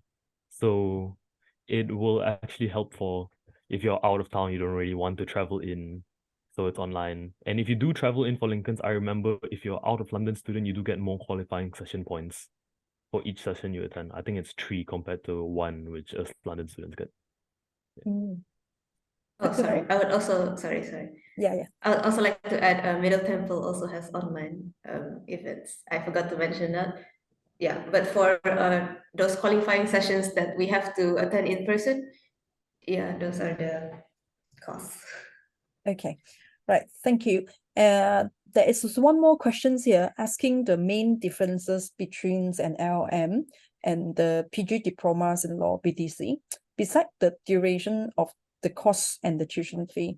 I can speak in general, because different universities, they have a different structure, but the main vocational training part are standardized every university, and there are standardized and centralized exams for every student, no matter which bar providers you attending for the program. But LLM bits that would still go back to the bar provider. Maybe some specific programs offered by the University of Law and the BPP University would differ one to another.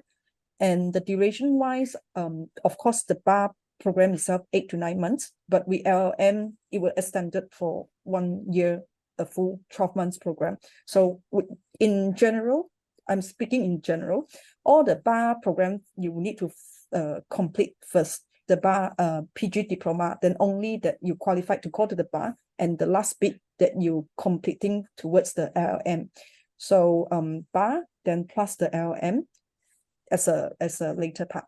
So the fee with the LLM usually more expensive, but some bar providers make it the same, but it's just not always the one. So looking for the duration, bar only shorter, with LLM longer, and the fee wise for the bar only is cheaper, but it's not a lot of difference. So a lot of students considering, since I'm completing a bar program and I would probably later on going into the pupillage or chambering, so I would not really have a time for LLM. And if you want to have a master title in your certificate, then that would be best to have an LLM integrates into the program, so you can sekaligus you complete in one go, and then focusing on your chambering. Yep, thank you. And I hope this answer your questions. But other than that, is there any points that you want to top up as student? Yeah, so the bar practice course is necessary for you to get called to the bar to practice as a barrister, but the Masters of Law is just an additional qualification. So you have to do the BPC or BPC to be a barrister, but you don't necessarily have to do the Masters of Law. That's just an extra qualification if you want to add it to your title, like what MP said. Yeah. Okay, thank you. I just wanted to add as well. I feel like a lot of people beforehand might be a bit worried about whether the workload is too much if you do the masters, but I just wanted to mention that it's completely separate. So you go through your BTC course for the first, at least in BPP, it's completely separate. So you go through the BTC course for the first 8 months-ish, and then after that, the last 3 months is just fully focused on your dissertation for your masters. Yeah, that's just the thing. So it's not like be together and then imaging your, it's actually before that together, but then bar standard boards make it a separate one. So it's a good plus points for students. And a lot of students before that, you probably heard from your seniors that are very, very difficult and tough if you're doing the LLM at the end. So yeah, I think we are running quite behind the schedule, and thank you for everyone's attending the session today, and especially I cannot thank you guys more, Christina, Shannen, and Arvin, to sparing your time to share to students. And I hope you guys, students, you can bring back some tips and very essential information, especially if you are doing final year right now. So yeah, thank you everyone for the sessions, and having good day, good evening for everyone's. And I would like to end the sessions. Thank you and bye. Take care. Thank you. Bye. Bye.